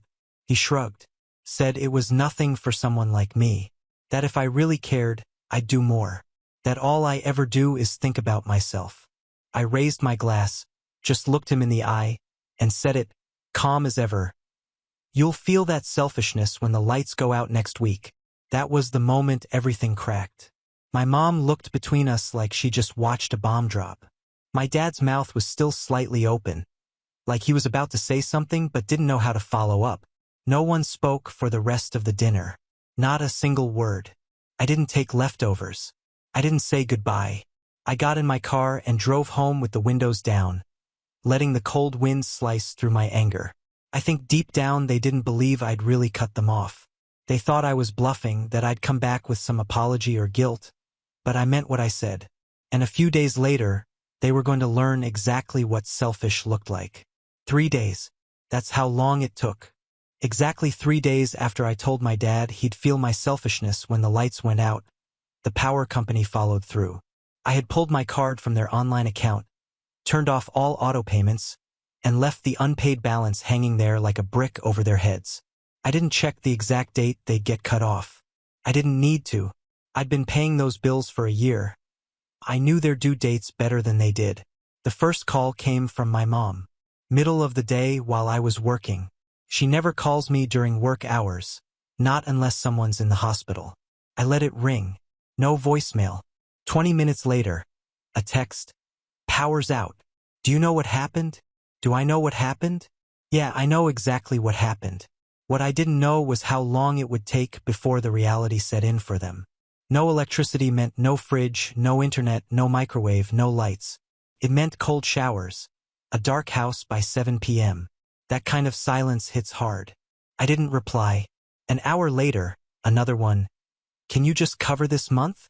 We're figuring it out. It's freezing here. Freezing. The irony wasn't lost on me. The same man who called me selfish, who sat at the head of that dinner table and accused me of doing too little, now huddled in a cold, dark house, waiting for someone to fix it and still not one apology, not even a hint of accountability. I ignored that message, too. That night, 5 missed calls. 2 from Mom, 1 from Dad. 2 from a number I didn't recognize but figured had to be someone they roped into their chaos. I was right. The voicemail was from Aunt Linda. Her voice had that performative concern she always puts on when she's pretending to play peacekeeper. Hi, sweetie. Your mom and dad are having a tough time right now. I'm sure this is all a misunderstanding. Maybe we can sit down and talk this through. Family shouldn't let things get to this point. I didn't bother listening to the rest. Let things get to this point. As if I hadn't been holding this family's head above water for the past year. As if they hadn't been quietly resenting me the entire time I was paying to keep them comfortable. The next day, I found out just how fast things were falling apart on their end. I got home from work and there were 3 more texts waiting for me, all from my dad. The first one just said, I hope this makes you feel powerful. Second, don't come crawling back when your life falls apart. And the third, minutes later, you've always been a disappointment. This just proves it. I stared at that last one for a while. I'm not sure what he thought he was accomplishing. Maybe he thought I'd break, that I'd come rushing in, begging for reconciliation, offering to pay double to erase the guilt. Instead, I made a cup of tea and watched Netflix with my lights on, my heat running, my bills paid. The silence from my mom the next day was louder than his tantrum. She didn't call, didn't text, nothing. I knew how it would play out. She'd try to smooth things over from inside the wreckage, try to keep him calm while the house got colder and colder. She'd wait for me to step in like I always did. But I didn't. 2 days after the lights went out, I heard a knock on my apartment door. It wasn't my parents. It was my cousin Blake, and he didn't come alone. His girlfriend was with him, and they both looked uncomfortable as hell. Blake didn't waste time. Your dad told everyone you left them without power on purpose, he said. He's saying you're trying to punish them. I didn't answer right away. I was trying to figure out if I should laugh or slam the door. Then Blake added something I didn't expect. He's also saying you owe them, that it's the least you could do after everything they did for you growing up. That's when something inside me snapped, because what they did for me growing up, that list isn't as noble as they like to pretend. Blake, you didn't know half of it. I let them talk. Let them try to guilt me. Let them ask me to just pay one more time. They said it would help calm things down, that things were getting tense at the house. When I said no, Blake didn't argue. He just nodded and said something quiet before they left. You know they're going to blame you for everything now, right? I already knew. But what none of them knew, not Blake, not my parents, not even my mom, was that I wasn't done. Not yet, because the lights going out, that was just the beginning. By the 5th day, the house was turning into a shell. I hadn't heard from them directly since the last string of texts. The guilt trip ones, the ones that always ended in some version of just this once. But other people had started calling. People I hadn't spoken to in years. Family friends, cousins I only saw at funerals, even one of my dad's old coworkers. All of them suddenly remembered my number. And all of them wanted to talk about the same thing. My parents, their bills, and why I wasn't paying them anymore. Apparently, Dad had made it everyone's business. He'd spun it well. Told people I was angry over a disagreement. Said I was punishing them for some trivial thing. Said he wasn't even sure what he did, but that I'd turned cold and left them without power. Like I was some kind of vengeful stranger and not the daughter who'd kept their house warm for a year. What no one asked was why they hadn't paid a cent themselves. I didn't respond to the calls. Not even when my Aunt Linda left a voicemail that started nice and ended with her accusing me of being heartless. I could hear the irritation in her voice when she said I was letting things go too far, like I hadn't already gone too far trying to keep that house running. The truth, things had just started to unravel. 2 nights later, I got a text from my mom. It was short, no punctuation. "We don't have water now." That one made me stop. Not because I felt guilty, but because I knew what came next. No power, no heat, no water. That wasn't just inconvenient. That was dangerous. The house was old. Pipes could freeze. Things could break. Winter wasn't even in full swing yet. Still no apology, no responsibility, not even a real question, just a flat statement, like it was my problem to solve. I didn't answer. Later that night, I found out they'd been using bottled water to flush the toilet, charging phones in the car, sleeping in coats. My cousin Rachel messaged me on Instagram asking what the hell was going on. She wasn't judging, just confused. She said my mom looked exhausted when she stopped by to ask for bottled water and gas money. I wanted to tell Rachel everything. I started typing a message explaining the whole timeline. How I'd covered every single utility bill for a year. How I never got a thank you. How my dad called me selfish to my face.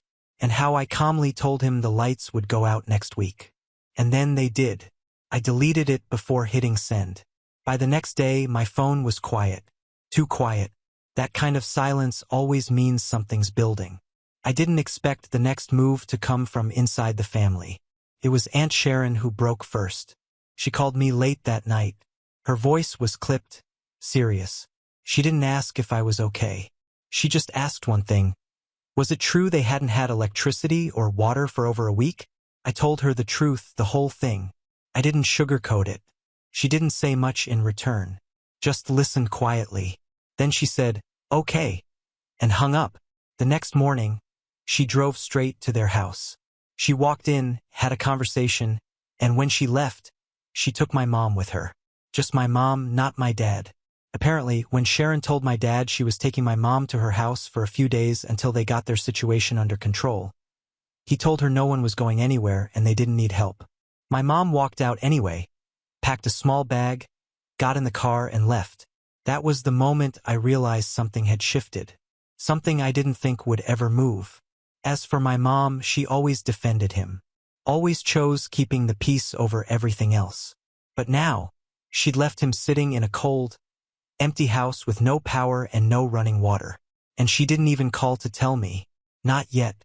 I didn't find out from my mom that she'd left. Aunt Sharon posted it on Facebook. A photo of her and my mom at her kitchen table. Tea mugs in their hands. A blanket thrown over my mom's lap like she was recovering from surgery instead of a slow-motion disaster. The caption said, "Family takes care of family always." I stared at it for a full minute. My mom looked small, tired, but strangely lighter. No makeup, hair tied back. Her eyes were puffy, probably from crying. But what grabbed my attention wasn't her face. It was what was behind her. The kitchen counter. Stacked neatly beside the toaster was a pile of unopened mail. And right there on top, facing the camera, was one of my envelopes, my handwriting. A check I'd mailed them months ago to cover the gas bill. I knew it had never been cashed. I checked the account weeks back and thought maybe I wrote the wrong date or address. But no, it was sitting there. Never opened. But that question kept me up all night. My brain couldn't let it go. What if there were more? What if the money didn't go where I thought it did? By morning, I needed answers. I waited until after work. Drove to the house around 9:30 p.m. It was colder now, October settling in hard. The street was dead quiet. Not a single light in their windows. Just the occasional flicker of candlelight through the curtains. Like something out of a different century. I didn't knock. I still had the old house key. They'd forgotten about it years ago. Probably assumed I'd thrown it away when I moved out. I slipped inside quietly. The smell hit first. Stale air, burnt wax, old food. The kind of damp, unsettled rot that happens when a house sits too long in silence. I didn't say anything. Didn't call out. Went straight to the living room, to the roll-top desk my dad always kept locked. Except this time it wasn't. The top was half open, as if someone had given up halfway through sorting. And inside it, that's where everything came undone. Stacks of mail, dozens of envelopes. Some slit open cleanly, others ripped like someone was in a panic. I recognized my handwriting on at least 6 checks I'd written, some cashed, some not. But there were other things, too. Collection notices, final warnings, legal threats. Then I found the bank statements. My name wasn't on them, but the timing matched. The deposits, my checks. I traced every one. They went into an account I didn't know about. Not the joint account my mom always used, a separate one, my dad's. But the money hadn't gone toward bills. It went to online gambling platforms, transfers to betting apps, sportsbook deposits. Some payments were flagged by the bank. There were even fees for overdraft protection, like he was chasing losses and didn't care how deep it went. $5,000. That was just the surface. I kept flipping through until I hit the bottom of the drawer and found a single typed letter, dated 3 weeks ago from a lawyer. A formal notice about a lien being placed on the house. They were on the edge of losing it, and no one said a word. Behind me, I heard a creak. I turned and saw him standing halfway down the stairs, holding a flashlight and a half-empty bottle of something. His voice was flat. "What are you doing here?" I didn't answer. I just held up one of the checks, unopened, the same one from the Facebook photo. He looked at it like he didn't recognize it, like I was holding up a photo of a crime he hadn't committed. Then he said, "You had no right to dig through my things." His things, not our things, not family, his. I told him I knew everything. The gambling, the lies, the fact that every time I thought I was helping, I was just fueling whatever mess he was hiding from Mom. He didn't deny a single word, just leaned against the banister, took a long drink and muttered, "You always thought you were better than us." That was when I knew he wasn't sorry, not even a little. I left without slamming the door. I wanted the silence to follow me out, and I made a promise to myself driving home. That was the last time I'd ever set foot in that house again. He wasn't just losing control, he'd already lost it. But now he was going to lose everything else, too. Because this time I wasn't coming back. 2 days after I walked out of that cold, dead house, my phone lit up with my mom's name. I didn't answer.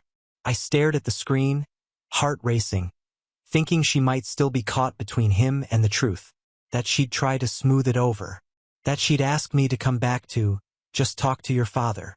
She didn't leave a long message, just one sentence. "I didn't know, Grace. I swear I didn't know." She didn't even say hello. I listened to that message 3 times. When I finally called her back, she answered before the first ring finished. She was still at Aunt Sharon's. Said she hadn't stepped foot in the house since she left. Said she didn't want to. I asked her straight out, did she know about the second account, the checks he cashed, the gambling, the lawyer's letter? She didn't deny any of it. She just said no. And she sounded like someone who'd had her ribs cracked open, like she couldn't breathe right even now. She told me he never let her open the mail, that if she ever asked about money, he said things were under control, that every time she noticed something strange, he'd give her just enough of an answer to stop her from asking again. Then she told me she was thinking about separating. She didn't say it with confidence or fire. She said it like someone testing the words for the first time, like she didn't quite believe she was allowed to say them out loud. I told her she didn't have to ask permission. Not from me. Not from anyone. That weekend she came to stay with me. Showed up with 1 suitcase. The clothes were old, practical, like she didn't think she'd be staying long. She didn't bring much else. Not even her wedding ring. That was zipped in a small pouch she didn't open. And I didn't ask about it. She slept on my couch, refused the bed, said it felt weird taking my room. She spent most of the weekend quiet, helping clean up the apartment, even though it was already clean. I think she just needed something to do with her hands. She didn't say a single word about my dad. Not until Monday. That morning he came. I was brushing my teeth when the buzzer rang. I checked the intercom and saw the camera feed. It was him standing on the front steps like he belonged there. He buzzed again, and then he started yelling my name into the speaker, calling me selfish, coward, traitor. My mom was already standing at the window, watching him from behind the curtain. She didn't speak, didn't even blink, just stared down at the man she'd spent her entire adult life defending. He stood out there for 10 minutes yelling up at us. Then he stopped, looked around like he expected someone to come out and support him. Nobody did. He left, but the quiet didn't last. That evening, my phone buzzed with a message from a number I didn't recognize. No text, just a photo. My dad standing in front of the house holding a cardboard sign. I zoomed in, heart pounding. My daughter stole my wife and left me homeless. I almost dropped the phone. I didn't even know what emotion to feel first. Rage, disgust, or some kind of tired disbelief. He was making himself the victim publicly, trying to drag me through the mud like I was some villain who'd orchestrated a betrayal, when all I did was finally stop funding his chaos. I sent the photo to my mom. She replied almost immediately, "He doesn't know yet, but I filed today." Then she sent another message, "Thank you for showing me." That's when I realized something else had broken. Not just the marriage, but the story he built around it. The one where he was the provider, the protector, the one in control. That story was over now. But he still hadn't figured out just how alone he was about to be. After that photo of him with the cardboard sign made the rounds, and yes, it absolutely made the rounds, the silence in the family didn't last. I didn't have to defend myself. He did that for me. By the end of the week, half the extended family had called me, most of them stunned. A few were still holding on to their, "but he's your father" routines, but most had started connecting the dots. The unpaid bills, the gambling, the way he let my mom suffer in that freezing house while he hoarded what little they had left. Aunt Sharon was the first to say it out loud. "He's not just broke, Grace. He's dangerous. Not in the violent way, but in the slow, draining way. The kind of danger that wears a person down year after year until they don't even realize they've stopped expecting kindness." A week after filing, my mom started making plans. Quiet ones, bank accounts in her own name, a P.O. box. She even went to the DMV to change her address. She did it all without talking about it much, like she'd finally accepted that this was real and now she just needed to move. I let her stay as long as she wanted. But Dad, he didn't give up. He started messaging me again. Texts at first, then voicemails, one after another. Some angry, some pathetic, some pretending to be rational, like we could negotiate this like this was a business dispute and not the fallout of a lifetime of selfishness. Then came the final one. He called me from a different number. Left a message that started calm and spiraled into something I won't forget. He said, "You think you've won, Grace? You think you're better than me because you've got your little apartment and your money? I made you. And when you fall, don't think for a second I'll be there to pick you up." It didn't scare me. It solidified the decision I didn't realize I'd already made. I blocked his number for good, changed my email, took down old photos of the three of us, told every relative who called that I wasn't taking messages for him anymore. If they wanted to stay in my life, they had to stop pretending he was someone he wasn't. Most of them understood. Some didn't, and I let those people fall away too. My mom eventually found a small rental on the edge of town. Nothing fancy, but clean and warm and hers. I helped her move in. She got a part-time job at the library. Said it's the first time she's ever had a key that only she owned. The last time I saw my dad was through a car window. He was walking alone down the sidewalk, still wearing that same coat.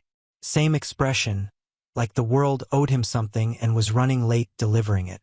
He didn't see me and I didn't roll the window down. I just kept driving. Some people say family is forever. They're wrong. Sometimes family is just where you start. And sometimes you have to leave it behind to become the person you were supposed to be. I don't owe him anything. Not anymore. Update. It's been 5 months. 5 months since the last message, the last threat, the last trace of him in my life. Since then, I haven't heard a word. Not from him, not from the people who used to speak for him. It's like he vanished the moment the attention faded. I guess without someone to blame, he didn't have much left to say. My mom is doing better than I expected. Better than she expected, probably. She painted her new place. Soft green walls, white curtains, thrifted furniture that makes it feel like a home, not a hiding place. She calls it the first space that doesn't echo him. She doesn't talk about the marriage much, not even in the way people usually do after something ends. No long rants, no unpacking memories, Just small things, quiet observations like how she no longer wakes up with her stomach in knots. How the silence in her house isn't heavy anymore. I go over every Sunday. We have coffee, fold laundry, trade groceries. Sometimes we sit in the kitchen and don't say much. But I think she likes it that way. I think peace still feels new to her. A few weeks ago, she mailed me something. No card, no explanation, just a box. Inside was my baby book, a photo album, and a folded note. The note said, "You didn't just save yourself, you saved me, too. I'm sorry it took me so long to follow you out." I sat with that for a long time, not just the words, but what they meant. I didn't set out to destroy my relationship with my father. I didn't plan to cut him off or burn it all down. But somewhere between his silence and his lies, I realized I was still begging for respect from a man who never offered it freely. I kept waiting for a version of him that never existed. And when I stopped waiting, everything changed. There's no big resolution, no courtroom drama, no moment where he breaks down and apologizes. That's not real life. Real life is quieter, more gradual. You just stop showing up. You stop answering. You start building something better. I don't regret cutting him off. Not for a second. If anything, I regret how long I let it go on. I used to think being a good daughter meant holding on no matter how deep the wound. Now I know better. Now on to the next story. Story 8. My mom took $14,000 from my savings. "I paid off your brother's car loan. Be grateful," she said. I just nodded. Got it. 10 minutes later, my uncle called. "Where's the money I asked you to hold for me?" Her face went white. I leaned in and whispered something. Within minutes, my uncle's attorney was knocking on our door. I never thought it would come to this, me turning into some sort of enemy in my own family. All because I helped my uncle when he asked, and because I'd always helped my mom, even though she had a way of getting under my skin like no one else. She was unpredictable. Sometimes she could be generous to a fault. Other times she'd do something so out of line it made me wonder if she saw me as her son or just a resource to tap into whenever she pleased. Over the years, I'd gotten used to her small intrusions. Borrowing a few hundred from my dresser, taking my car without asking, even giving away some of my things to relatives she thought needed them more. I told myself it was easier to let it slide than start a war over it. But nothing prepared me for this one. That Thursday, I came home from work, ready to grab something to eat and relax. She was already in the kitchen, sitting at the table with a cup of tea, acting like she just solved the family's biggest crisis. Without any build-up, she told me she had taken all the money from my safe, $14,000. She explained it like it was some noble act. She'd used the entire sum to pay off my brother's car loan. Apparently, he'd been missing payments and she didn't want his credit destroyed. Then she looked at me and said I should be grateful she had the initiative to help our family. The safe had been my pride. I bought it myself, fireproof and locked with a code only I knew. The cash inside wasn't just savings from my job. It was side hustle money, tools I'd sold, and even a few old collectibles I traded for cash. Every bill had its own little story, and $5,000 of it wasn't even mine. My uncle had given me that amount in cash a month ago, asking me to hold it for him until a deal he was working on went through. I didn't blow up. I didn't even raise my voice. I just nodded once and said, "Understood." She took that as acceptance, probably thinking she'd gotten away with it. 10 minutes later, my phone rang. My uncle's name lit up the screen. His voice was direct. He wanted to know where his money was. Not my money, his. The way he said it made it clear he already suspected something was wrong. I glanced at my mom while answering. She froze, her hands wrapped tight around her teacup. As soon as I said the cash was gone, the color drained from her face. She had clearly forgotten that not all of it was mine. For a few seconds, the kitchen went silent, except for the faint ticking of the wall clock. Then I ended the call, walked over to her, and leaned in close so only she could hear me. I whispered a short sentence, just enough to remind her that she hadn't just crossed me. She'd crossed him. Her hands trembled. She knew what that meant. My uncle didn't handle losses through family talks or polite apologies. 2 minutes later, her phone lit up with his name. She didn't answer. 8 minutes after that, There was a knock at the front door. Sharp, deliberate, and nothing like a neighbor dropping by. I opened it. Standing there wasn't my uncle. It was his attorney. And that's when I realized the real storm was just about to start. The man at the door didn't waste time with pleasantries. Early 40s, sharp suit, eyes that scanned the room like he was cataloging every detail. He introduced himself as my uncle's attorney, but he didn't offer a handshake. Instead, he handed me a business card so crisp it looked like it had just come from the printer, then asked where my mother was. I stepped aside. He walked in without hesitation, like he already knew the layout of the place. My mom was still at the kitchen table, tea gone cold. Her fingers curled around the cup like it was the only thing keeping her steady. He stopped in front of her and set a slim folder on the table. The sound it made was small but deliberate, the kind of sound that tells you the person holding it knows exactly what they're doing. Without sitting down, he opened it and began reading. Dates, amounts, specific bills, even the serial numbers. My uncle had kept an exact record of the cash he'd given me. It was all in there, neat as a bank ledger. I didn't know he tracked it like that. To me, it was just an envelope of money he wanted, kept safe. To him, it was an asset under tight surveillance. The attorney read without pausing, then looked up and asked a simple question. Where was the money now? My mom tried to soften it. She said it had gone toward a pressing family matter, the kind of vague phrase she'd used my whole life whenever she wanted to end a conversation before it began. The attorney didn't even blink. He said my uncle wasn't interested in what she considered pressing. The arrangement had been clear. The money stayed untouched until he called for it. She shifted tactics. She leaned back, trying to sound casual, suggesting that surely family could work this out without dragging in lawyers. The attorney didn't smile, didn't look away. He said plainly that this wasn't about family. It was about property that had been taken without consent. And then he used the word theft. That word changed the air in the room. My mom's head turned toward me like I was the one who had made things escalate. Her eyes narrowed just a little, the way they did when she was looking for someone else to carry the blame. The attorney didn't give her the chance. He reached into the folder and slid a document across the table. It was a formal demand for repayment. $5,000 plus a penalty for the delay, due within 72 hours. If it wasn't met, he said, my uncle would have no choice but to escalate the matter. She stared at the paper, then at him, then back at the paper. The silence stretched. Finally, she asked what escalate meant. He didn't elaborate. He just closed the folder, put it back under his arm, and walked to the door. When it clicked shut behind him, the house felt smaller. My mom didn't look at me. She just sat there with the demand in front of her, muttering words I couldn't catch. But I knew the signs. She wasn't planning to pay him back. She was already thinking of ways to twist this to make it my responsibility, to spin it so my uncle's anger landed on me instead of her. I didn't say a word, but I'd seen enough of her tactics over the years to know one thing. She was about to make her move, and when she did, it would be aimed directly at me. The next morning, the house felt wrong. It wasn't just quiet. It was the kind of silence where you know conversations have already been happening without you. My mom moved around the kitchen like I wasn't there, putting dishes away a little too loudly, scrolling through her phone with this fixed expression. Not angry, not nervous, just busy. I knew what that meant. She was working.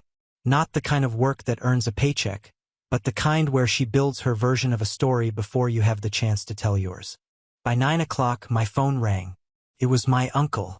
He didn't even start with hello. His voice was tight, measured, like he was trying to sound reasonable but couldn't keep the edge out.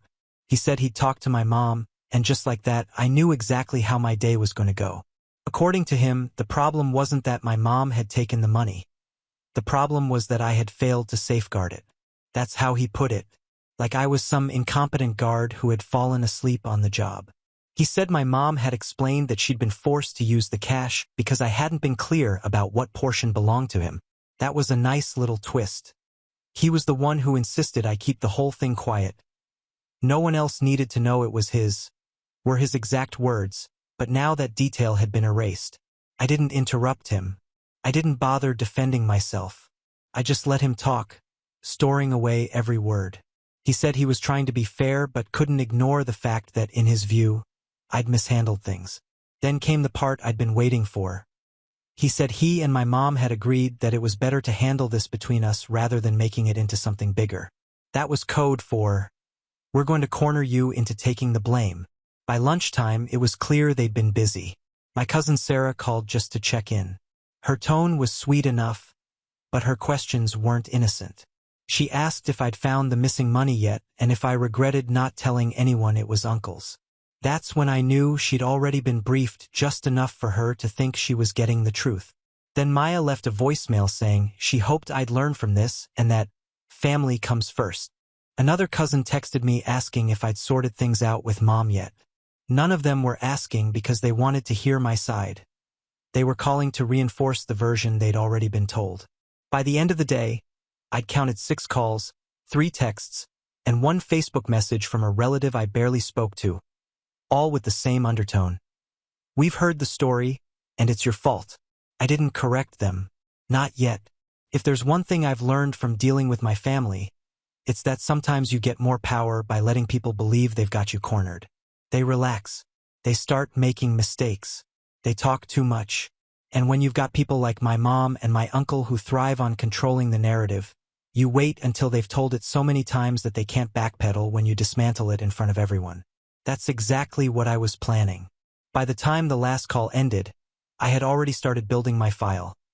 The text from my uncle when he gave me the cash, the handwritten note he left in the envelope, a time-stamped photo of the safe taken the day before my mom emptied it, even the receipt from when I bought the safe because I knew she'd eventually claim it wasn't secure. I wasn't going to defend myself in whispers. I was going to wait until the right moment with the right audience and drop everything in one shot. And the best part, I already knew when that moment was coming. The moment I'd been waiting for came quicker than I planned. Saturday morning, my mom called and said there was going to be a family dinner at Aunt Linda's place. She made it sound casual, almost cheerful, but I caught the choice of words. She said, "Everyone's going to be there, so we can clear the air." I've been in this family long enough to know what that means. A staged ambush.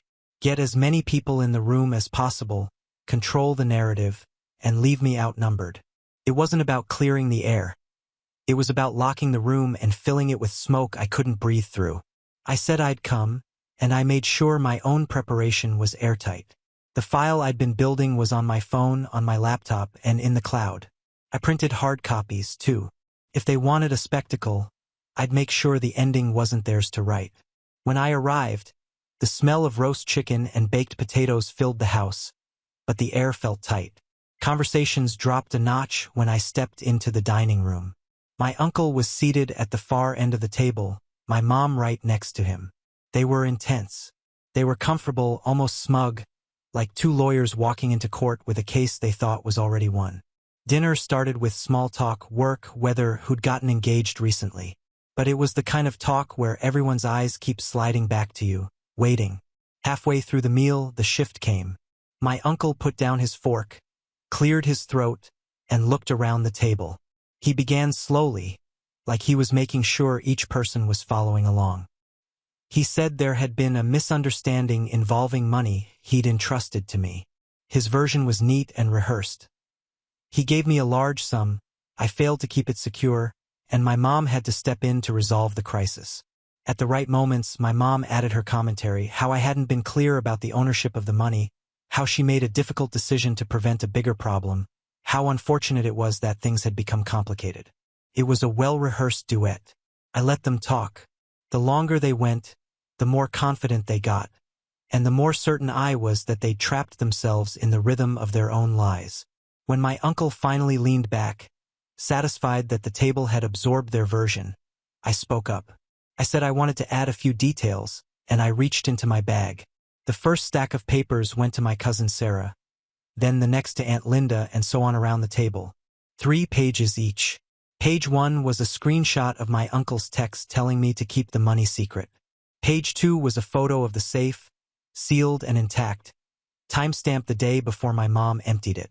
Page 3 was the handwritten note my uncle had left in the envelope when he gave me the cash. I didn't raise my voice. I didn't need to.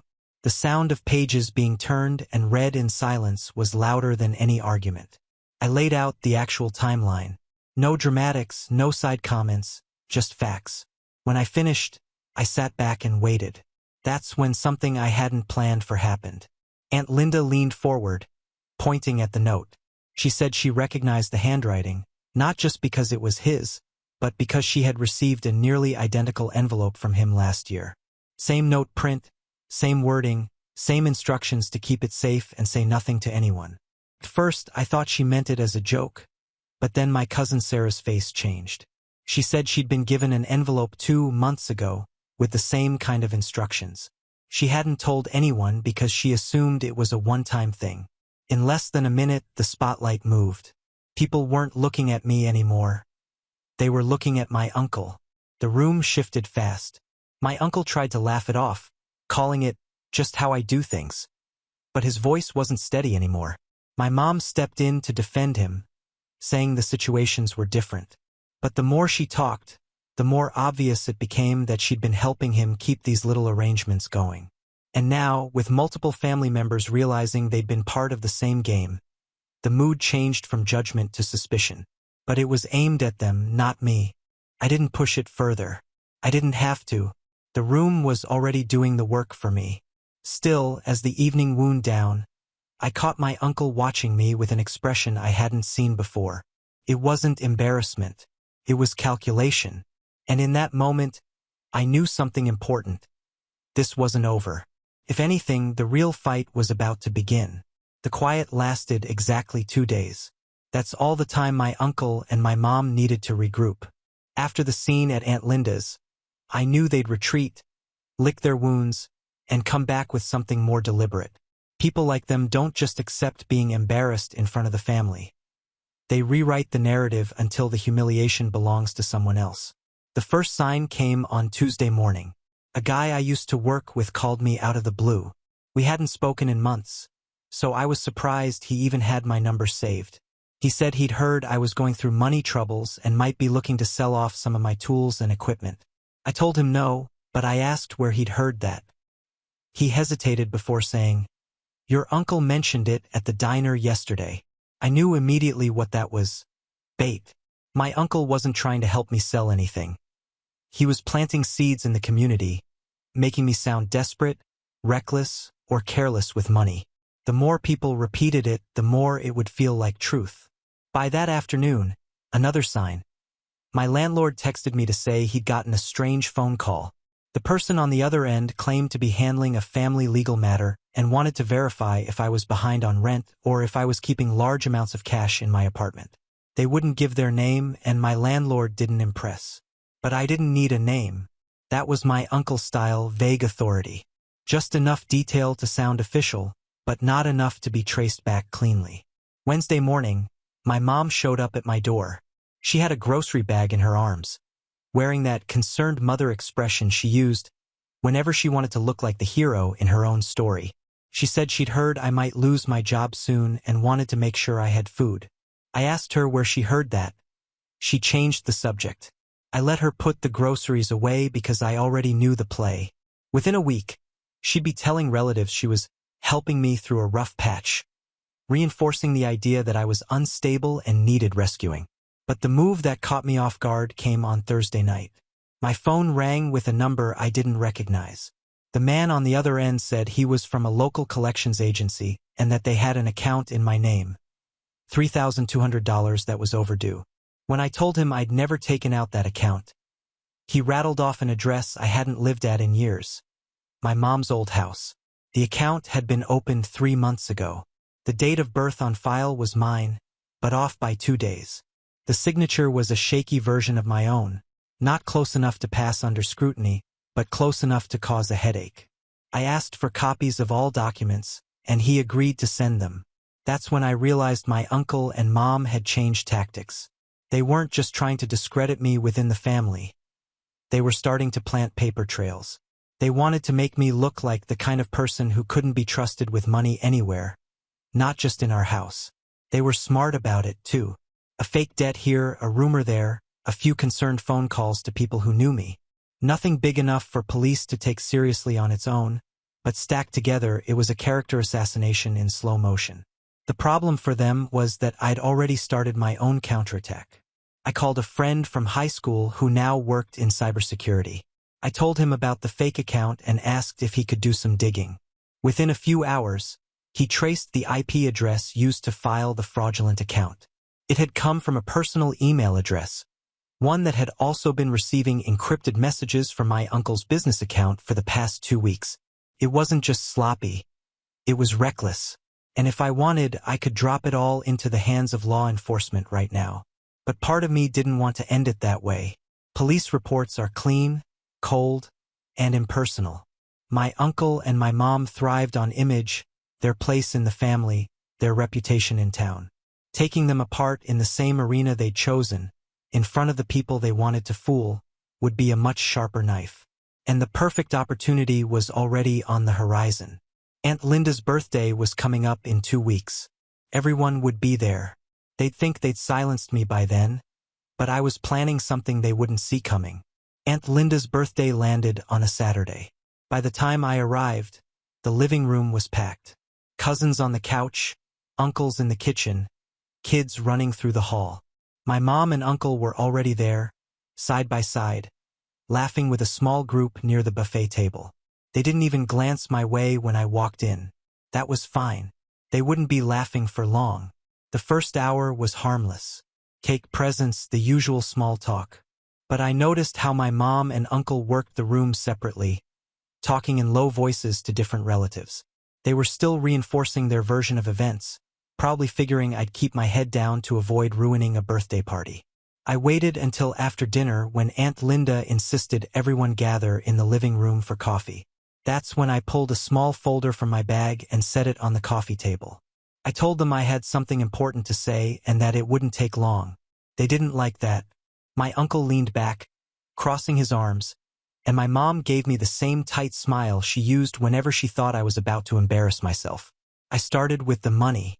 I explained exactly what happened with my uncle's $5,000, the texts he sent telling me to keep it secret, the time-stamped photo of the safe, the note he left with the cash. I passed the copies around so everyone could see for themselves. Then I moved to what happened after. The rumors about me selling equipment, the concerned calls to my landlord, the fake debt account tied to my mom's old address. Each item came with proof, call logs, emails, and in the case of the debt, the paperwork with the incorrect date of birth and the forged signature. I let the silence hang just long enough for the weight of it to settle. Then I handed out one last page.